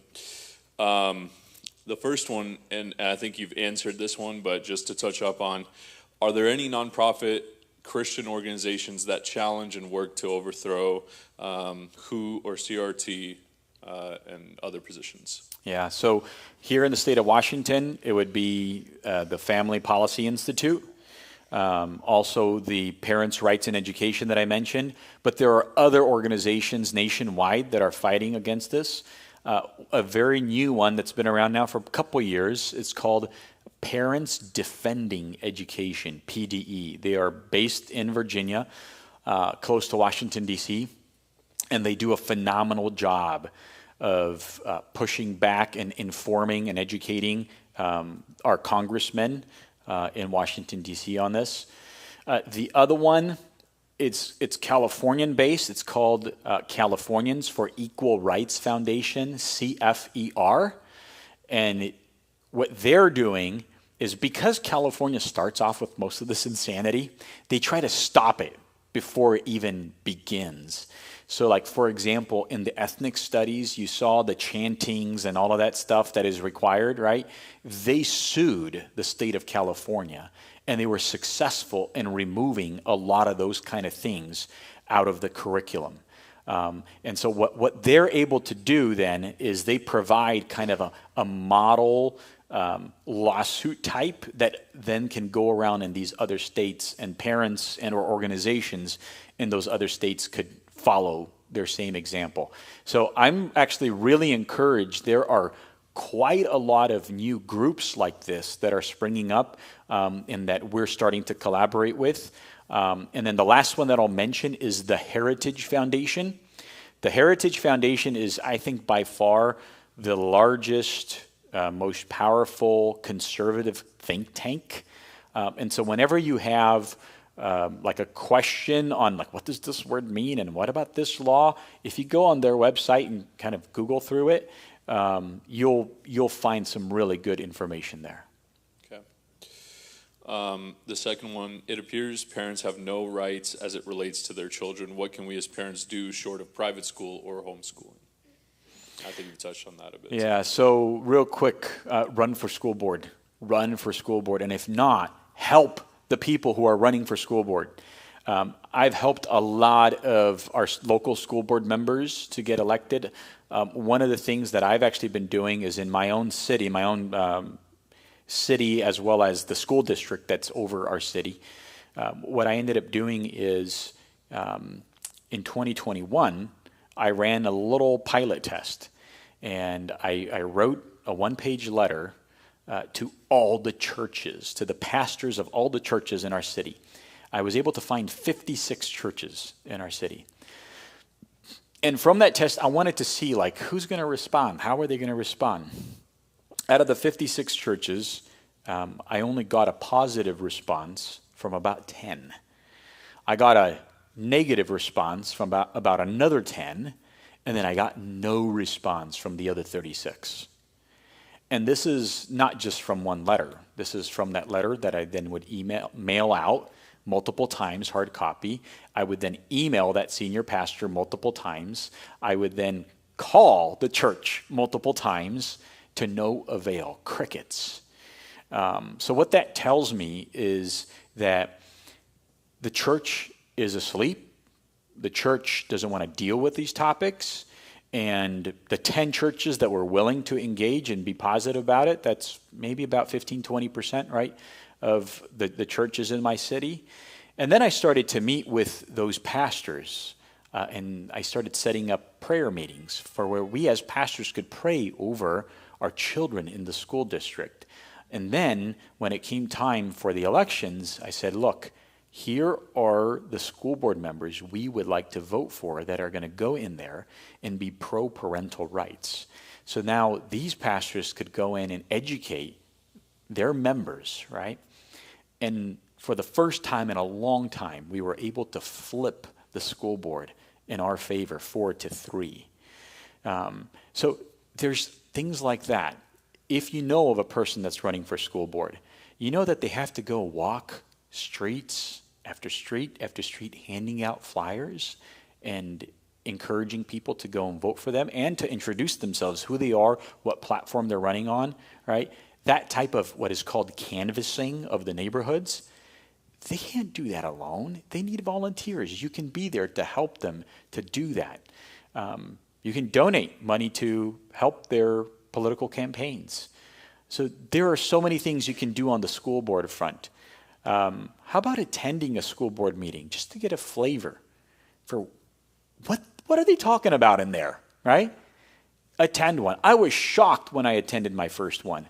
I'm like, these are the people that are going to make the decision for my kids? Like, what? How in the world did they get there, right? Crazy. We give up and we abdicate so much of actually the authority that we hold. We just give it up. And the other side takes advantage of that. So, what specific questions should we as parents be asking our kids if they're in public school? well, every single day when your kids come home, obviously start off with the general questions, how was your day? What did you learn in school? But now that you know these kind of topics, start asking them like, hey, are you being, taught about inclusion? Do you hear the phrase social emotional learning? Teach them the buzzwords. So my son was in either 5th or 6th grade, my oldest son at that time, and I was teaching him all the buzzwords. And so he would come home and I'd ask him, hey, did you hear anything, today? And he's like, oh yeah, Dad, they mentioned social emotional learning. I'm like, oh, okay. So I get on my computer, type an email to my son's teacher. I'm like, hey, I heard that you guys did social emotional learning today in class. Can you just send me a copy of the curriculum or the PowerPoint slides that were used? And she's like, oh, sure, Mr. Roscoe, we'll send it to you. Sure enough, the next day I get this, 12-page slide of, what they were taught. And I'm reading through it, and I'm like, this is so inappropriate. Under social emotional learning, they were learning how to be kind to each other. And the example on how to show kindness was, well, John came to school and he no longer wants to be called John, but he wants to be Sally. And, kids, it's very easy to be judgmental of people like that, but we should be kind to them and just call them whatever they want to be called. That's how kindness works. And so I read the stuff and I highlighted all the stuff I disagree with. I sent it back to the teacher and I said, teacher, I have a problem and I would like to talk to you about this. I think there's some very inappropriate stuff that you taught today, and I want to have a conversation about, did you actually teach it this way? What approval did you get from either your principal or from the school district to teach this specific curriculum? I wanted her to give me all of these answers. So the next day I get an email from the principal, not the teacher. Mr. Roska, your concerns were forwarded to us by your student's teacher, blah, blah, blah. And just so you know, I'm going to need to do some research to answer your questions. So a couple more days pass, I'm waiting for an answer. And I get an email the following week and said, Mr. Roska, we found out that actually this curriculum was not approved by the school district. They didn't have to approve it. This is something that we just have oversight at the school level that we as a principal can decide. And, I appreciate that you've brought this up to us. And we're actually going to remove those 2 pages from the curriculum, and moving forward, that will not be taught. I'm like, oh, wow. I guess that's how easy it is to sometimes get changes to happen. If you don't ask and if you don't push, you will never know. Sometimes it's that easy. Sometimes it's even harder. Other times it would be, I would end up going to meet with the teacher and with the principal and then with the superintendent, and they would lie through their teeth that no, this is not actually what it is. This is not what it's happening. This is not how it's being taught. So then you as parents have another powerful tool.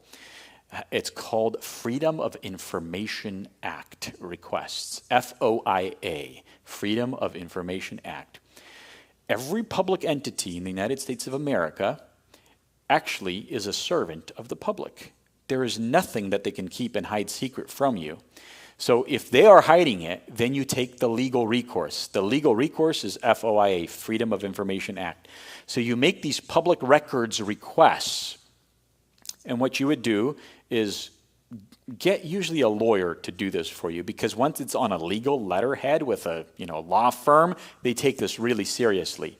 I knew they weren't taking me seriously, so I was working with a local law firm called Advocates for Faith and Freedom. And they put it on their letterhead. I wrote up the whole thing. They just needed to copy and paste it on their letterhead. And I requested all emails, text messages, phone calls, letters, private conversations that have ever taken place between the school district and Planned Parenthood and ACLU. And sure enough, 30 days later, because they have 30 days by law to respond to you, 30 days later, I get an email with a link where I can download all of those files.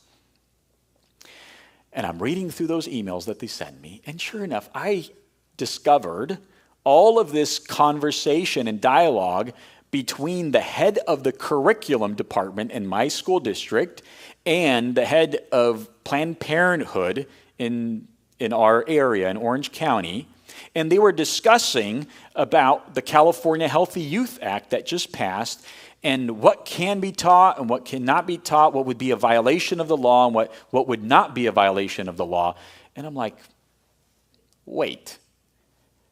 Planned Parenthood is not your legal representation.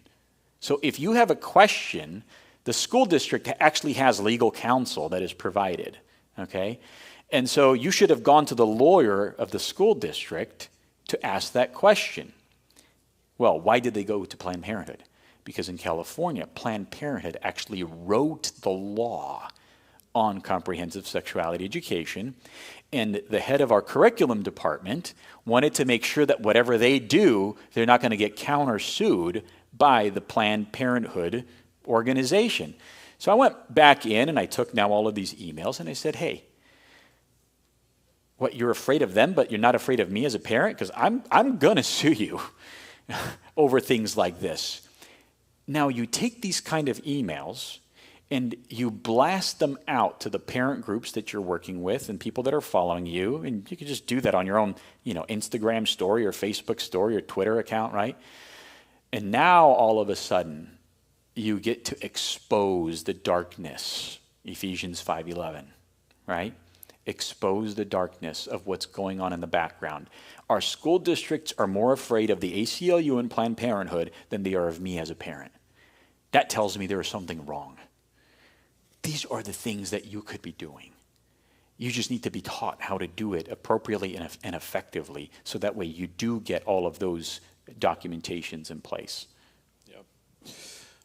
What are practical examples to teach our kids not to believe this stuff but still love the people, i.e. love the people, hate the sin? First thing is teach them about the Imago Dei. God created us in his image. And if you can teach them that, they will know that there is no basis for the value of human life anywhere else outside of Scripture. Outside of Genesis 1:27-28, there is no basis in any other religious or secular text. This world, the LGBTQ community, has actually tried to hijack the fact that they are the only ones that care about all people. No, they hate people. We as believers love all people because we are taught by the Lord that every human being is an image bearer of God. So we ground our human dignity and value in the Imago Dei. From there on out, what would you say? That YouTube channel, that has been amazing, because watching those short little videos and having those longer conversations with your kids, it really helps you have that dialogue and reinforce and ingrain those biblical ideas. Some graduates from private Christian schools go on to do many evil things after graduating. Isn't it better to teach our kids how to be a light at the public schools? Yep, I get that all the time. And here's maybe a long-winded answer to it. For the longest time, I had the belief that my kids should be salt and light where they are at. So I said, I'm going to keep them in public schools. I'm going to teach them, and they're going to be able to spread the light. I was looking back and doing a false comparison between my experience in Romania, my older siblings' experiences in Romania, all of my dads and moms, brothers and sisters, and I was comparing that to the United States of America. And here's my comparison. My dad is the oldest of 10 kids. They grew up under communism. They were born and raised in communism.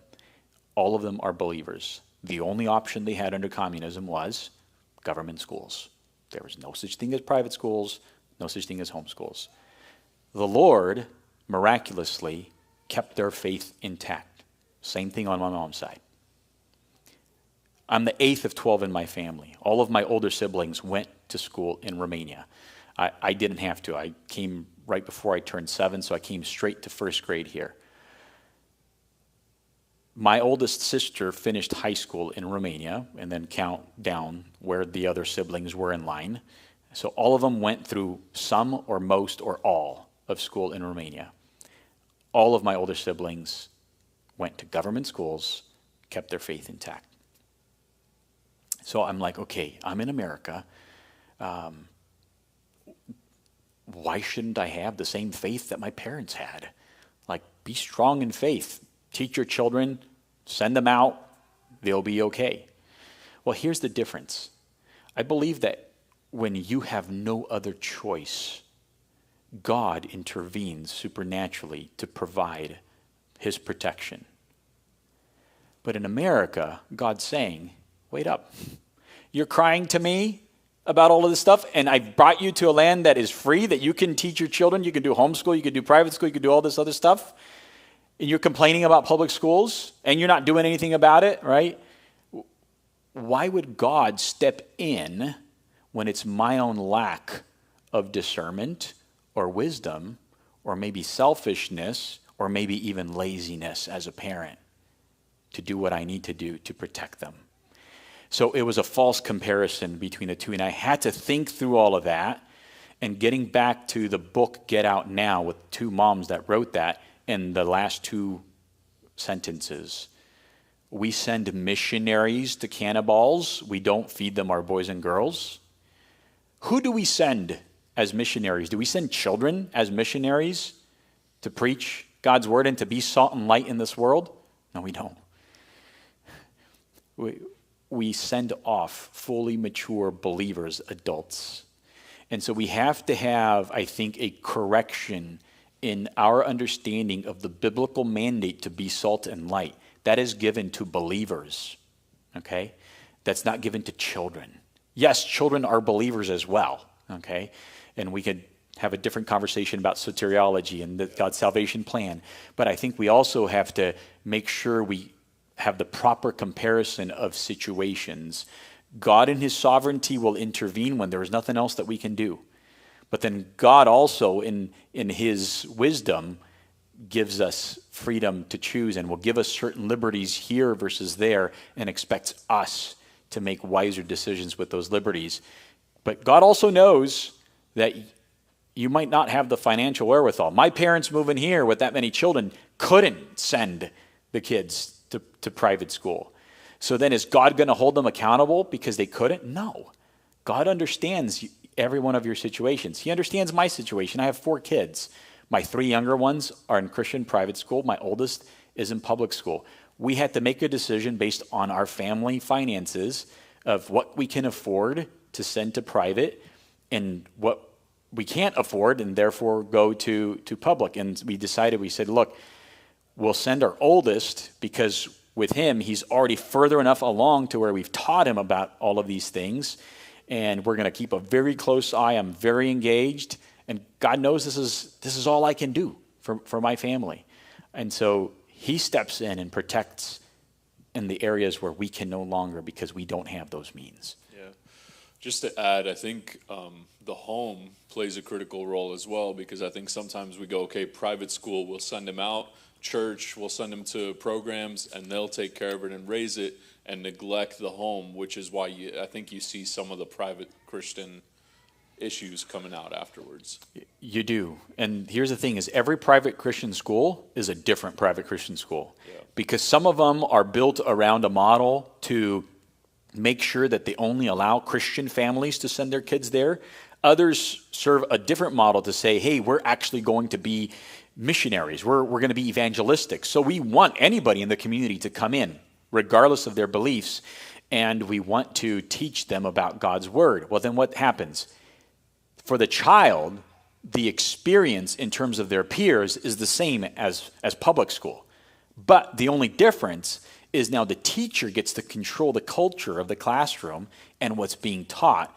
And if the model is that they are teaching a Bible-centric curriculum, right, then yes, then there are very good things that come out of that. But you still have to pay attention as a parent. And I have this in my situation, the Christian private school that's the closest to our house where we send our kids, they accept everybody. So, we've had situations where, you have these kids who are coming from broken families. And they're singing the wrong kind of music, and they're teaching them the wrong kind of words. And we still have to reinforce all of that at home, and we have to help them understand that, hey, even though you're going to a Christian school, not every student is a Christian. So you have to be careful. Now, we know that the teachers are all Christian. They've all signed a statement of faith. I've read through that statement of faith. I've met with the principal. I've met with the pastor. And I trust them that they're doing everything right. But it still comes right back, as Pastor Igor said, the home is the central part, no matter what. If parents still decide to put their kids in public school, should they ask the teacher or principal any particular questions to see if that school is still okay or if it has gone woke? Yeah, so where I would say you should first start off is don't start off with the teacher. Go on the school district website because the school district sets policies, standards, and guidelines, okay? And the school board has to agree and adopt and formally vote in on those policies. So if you go on the school district website and you see all of this kind of stuff, you see these buzzwords, you know what? No matter how great that school is, no matter how great the principal is, no matter how great the teacher is, guess what? The school district allows it. You will get one activist teacher within that school to all of a sudden start putting rainbow flags everywhere, to start talking about all of this stuff. And no matter how much you talk back, and you go to the principal, they can do nothing. Why? Because they are governed by the board policy, district, and guidelines. So start off with there. If it seems like that is, kosher and clean, then go to your principal and then interview your teacher. You have every right. Every time I go to my parent-teacher conference meetings, it's more of me interviewing them than them just telling me how my child is doing. Because I want to understand their mind and what their worldview is. How did your father raise you that you weren't afraid to come to your father and tell him, so this reference to the story you told, and tell him about the book you had read in high school, and not afraid to tell your teacher you won't read it? So, all right, we're all from kind of the same culture, okay? Our parents raised us pretty strict, right? And I understand that probably in our culture there is maybe a lack of warmth in a relationship between a father and a son because the father is always strict and, my dad had a black belt, not in mixed martial arts, in mixed martial law, And so, yes, he was a very strict father growing up. But one of the things that I appreciated about him is that as we grew up and as we demonstrated maturity, his relationship with us would change. And it was no longer an authoritarian kind of relationship, but it became more of a friendship.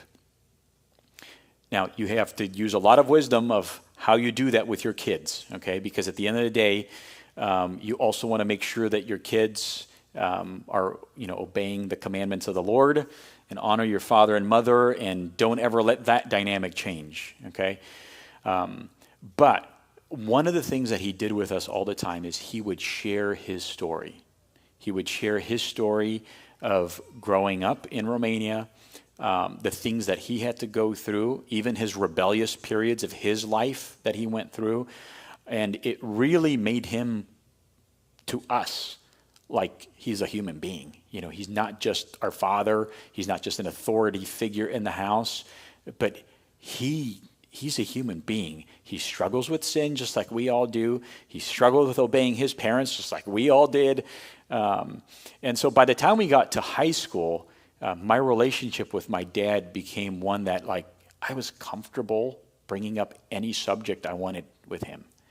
And I think that's so important for fathers out there. You know, fathers, one of the statistics that I had learned later on in my life is that in a single-parent household, if that single parent is a mom, only 25% of the time will the children follow her faith. If that single-parent household is a dad, over 75% of the time, the children follow the faith of that parent. And the number one indicator in all of these studies that have been done about transmitting our faith to our children, the number one indicator in all those studies was the warmth and closeness of the relationship of the dad to the children, not the mom. So dads, we have to be doing a better job of balancing truth and love, you know, law and love. And I know that it's tough. I see it in myself. I get, like, Lord, if I'm not going to punish this time, I'm not doing my job. And, I have to obey you too in raising up my children right. But also tell your kids what pressure you're under. And here's what I mean by that. When my son was about like 6, 7 years old, like he started talking early, like 18 months, we were already having conversations.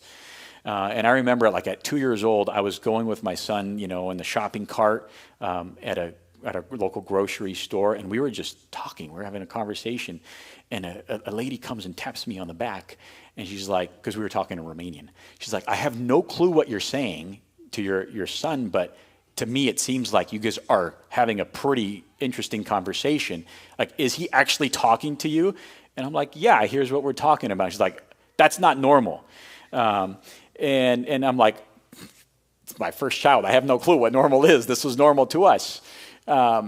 So he would ask questions and deep questions. And one time when I disciplined him out of frustration, he just like went off on me saying, well, you have it easy because you set the rules in this house and nobody sets the rules for you.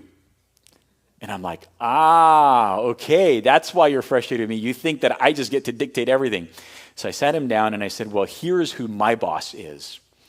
And I told him that God is my boss. And here is the big, thick book of rules that he has given me. And that I'm going to be held responsible and accountable for everything that I do with him and with my wife and with our household and everything. And then like this light bulb clicks for him. And I asked him, I said, okay, would you rather be the child in this situation having to obey my rules, or would you rather be me having to obey all of God's rules? And he's like, no, I just want to be the child. And so from there, I saw that, okay, that's the way that I should probably explain it to all of my future kids. And so with my, child number 2 and 3 and soon, our 4th, who's 5 years old, we haven't reached that situation yet to be able to have that conversation. But that's what I've been doing.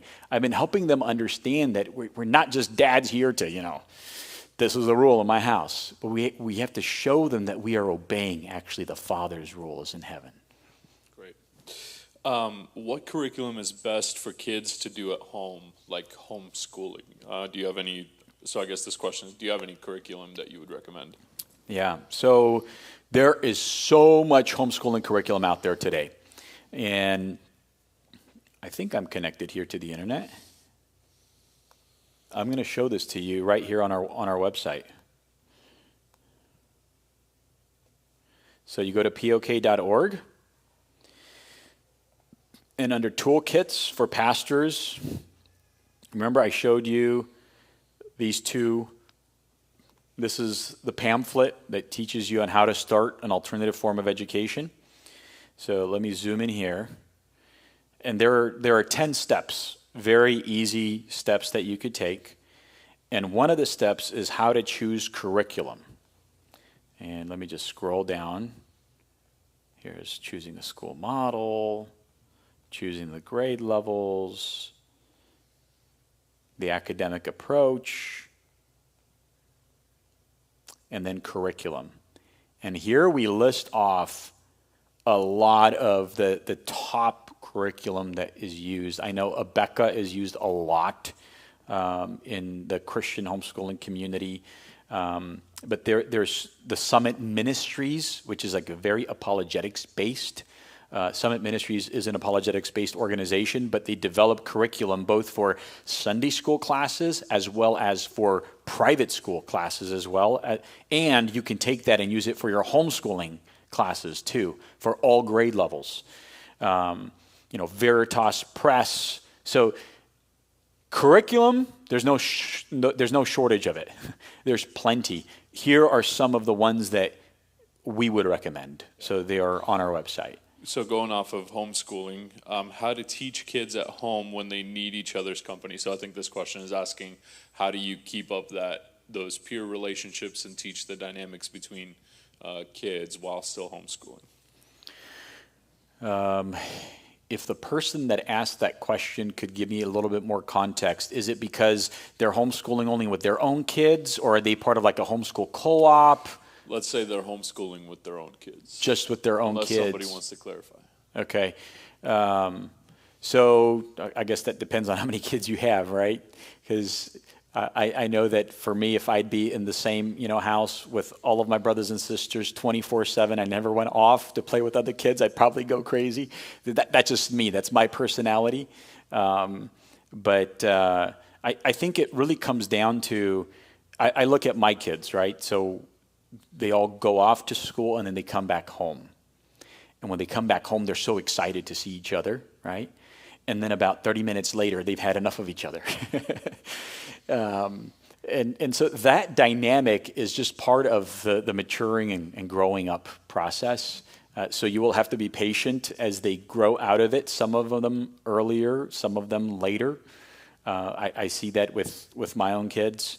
But I think one of the things that helps just creating bonds within a family is doing things together. We get so caught up in just work, school, church, work, school, church, and it becomes very monotonous, and we're always doing. When do we actually ever spend time to like sit down together and have different kind of conversations where there's no pressure, where you can just open up, right? I think that starts from us as parents. We have to model that. And one of the ways we can model that, and like I said, I've been trying to think, like, how do I do this better and better? 2 years ago, I started doing something different. And at the end of every year now, I've done this now for 2 years, the last 2 years. As a father, I felt like a lot of my interactions with my children are disciplinary in nature, teaching in nature, constantly, guiding and correcting. And I also wanted them to know how proud I am of them and to be able to recognize the achievements that each of them have made at their own different grade levels, right? So in typical engineering fashion, I created a PowerPoint. And in that PowerPoint, what I do is throughout the year, I keep track of, as I watch them grow up, I keep track of and say, oh, that was something pretty cool that they did. And I make a mental note of it. And at the end of the year, I create a PowerPoint with pictures and with my own words of the ways that they have matured and developed spiritually and academically and everything. And I present that to them. So I line them up in the living room on the sofa, And starting with my youngest, I start to just tell them how proud I am, and I do that through pictures of the different things that we've done throughout the year. And I tell you, 2 years ago when I started, my youngest was 3 at that time, and even at 3 years old, I could see how uncomfortable he was with Daddy just only talking about good stuff, never, saying, never correcting, never disciplining. This was just Daddy talking good stuff about him, right?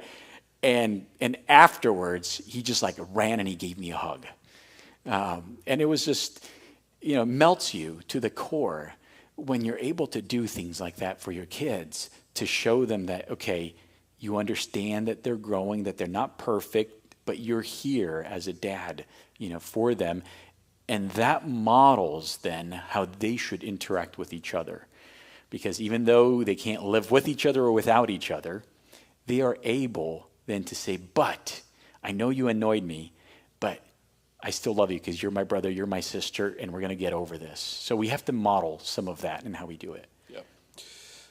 What can the church do to expose these evils, as Ephesians 5:11 explains?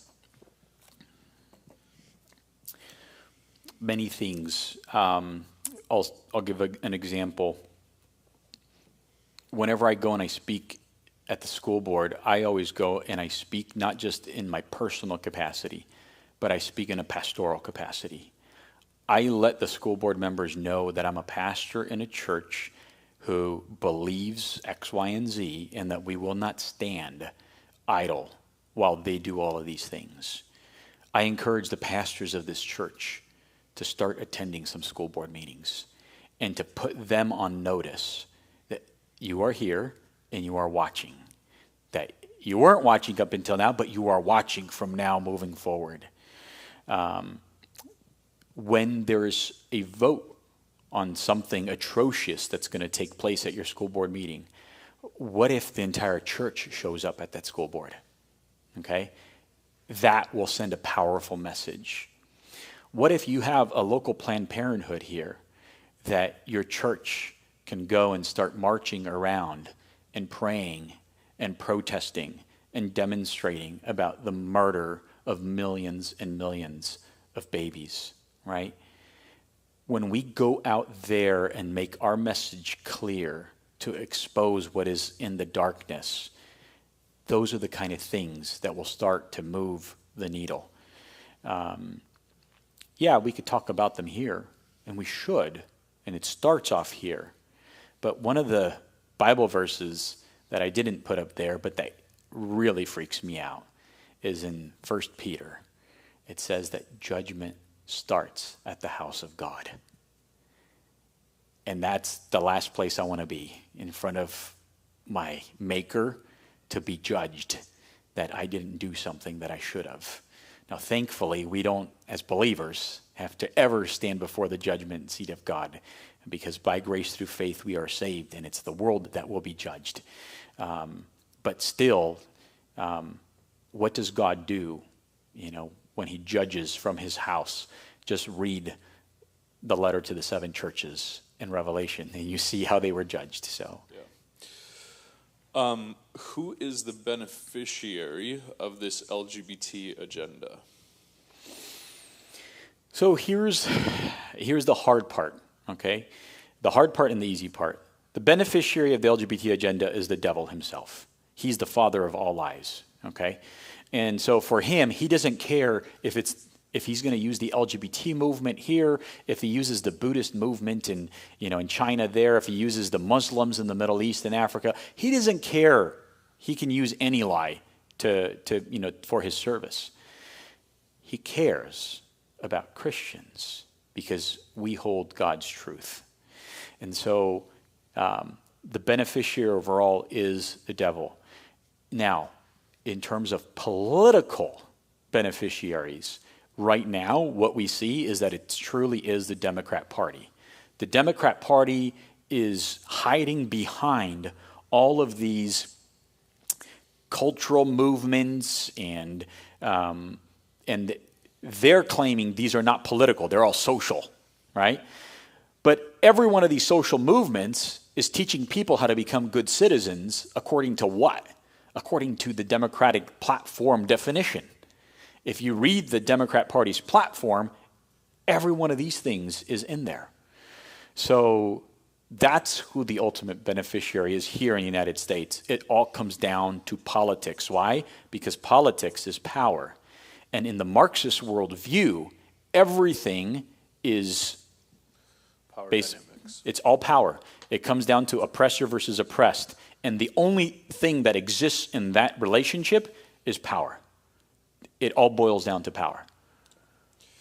How much would it, how beneficial is it, so to put it this way, to question your child's teacher's curriculum or an appropriate book if you opt out your child, but the teacher continues the curriculum with the rest of the class? How beneficial is that?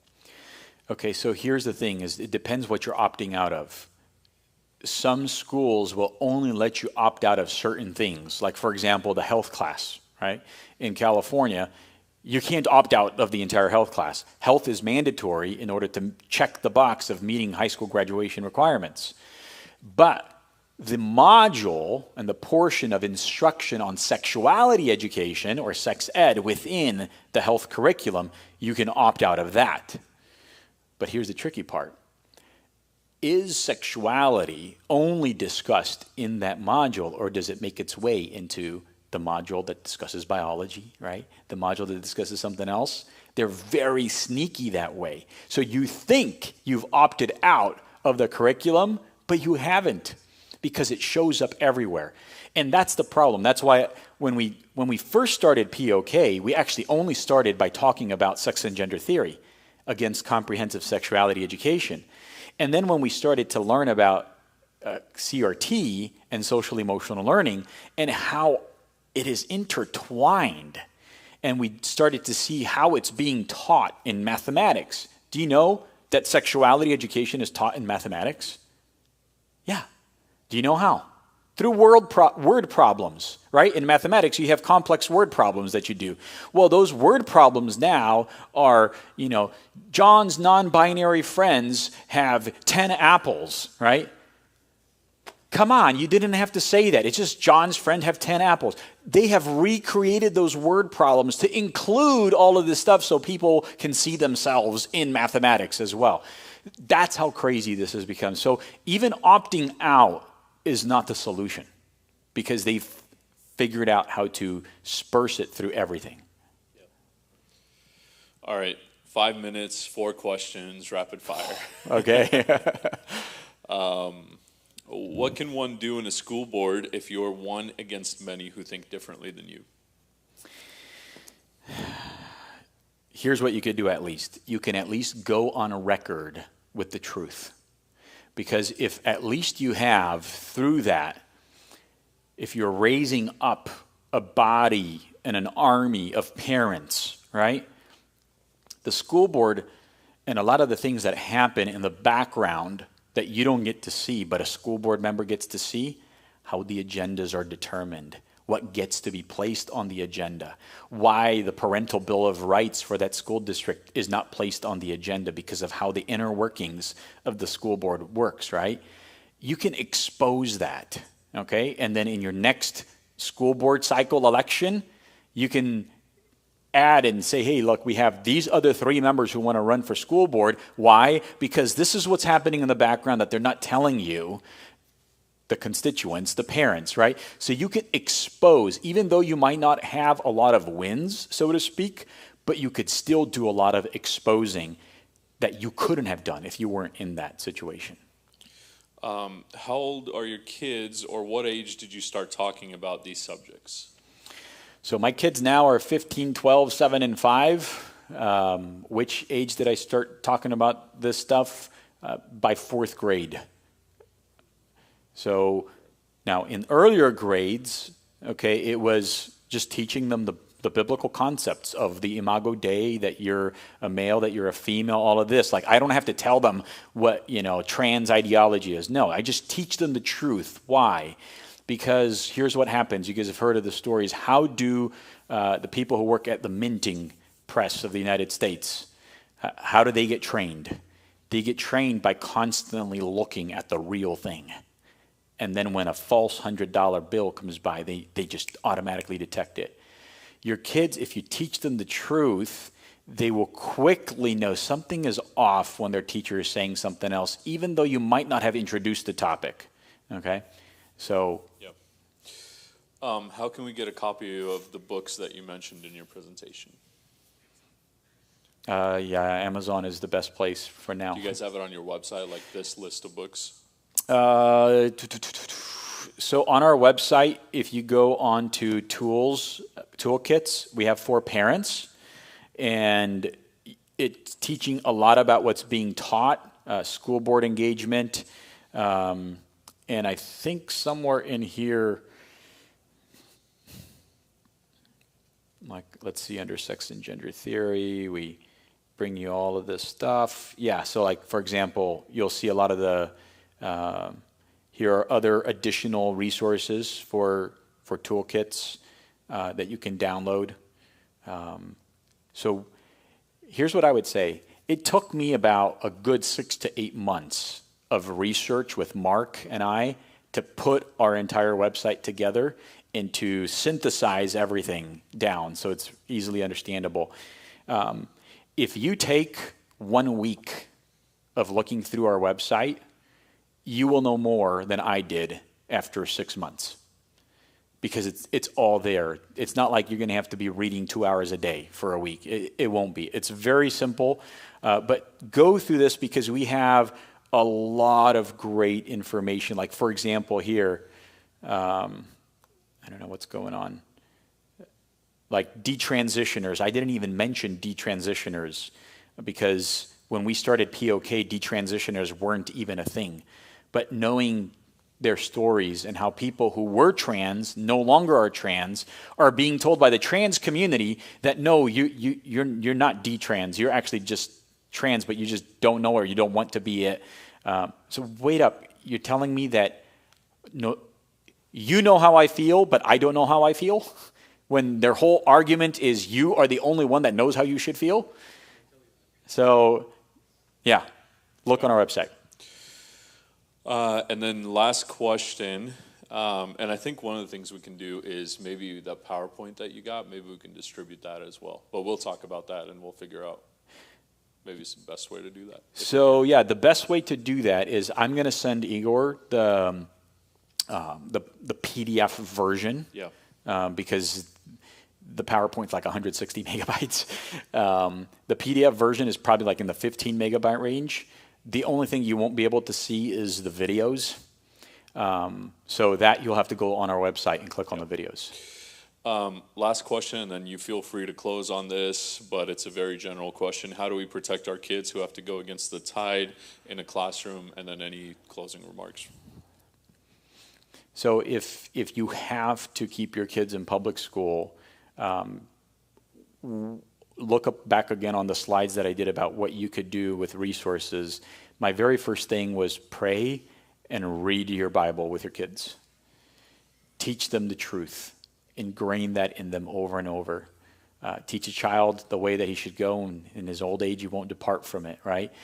Is it a 100% guaranteed thing? No. But the vast majority of the time, yes. And so that's our responsibility as parents. Let's not get lazy. The other thing that I didn't mention, but I'll mention it here, is time. We get sucked into the rat race of the American culture. And you need to spend time. If you are sending your kids to public school, they're there 6 to 8 hours a day. Those are 6 to 8 hours a day that you're competing with as a parent, right?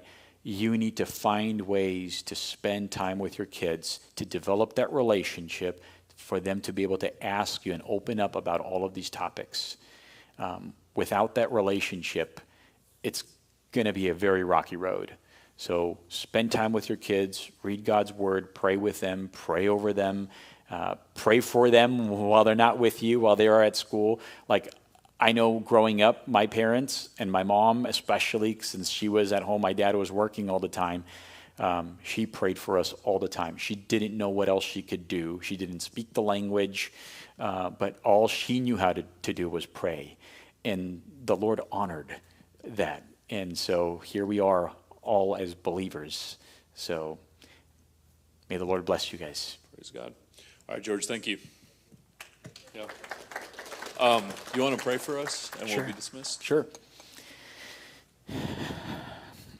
Father God, we come before you, and Lord, I'm so grateful for everyone that was able to be here this morning.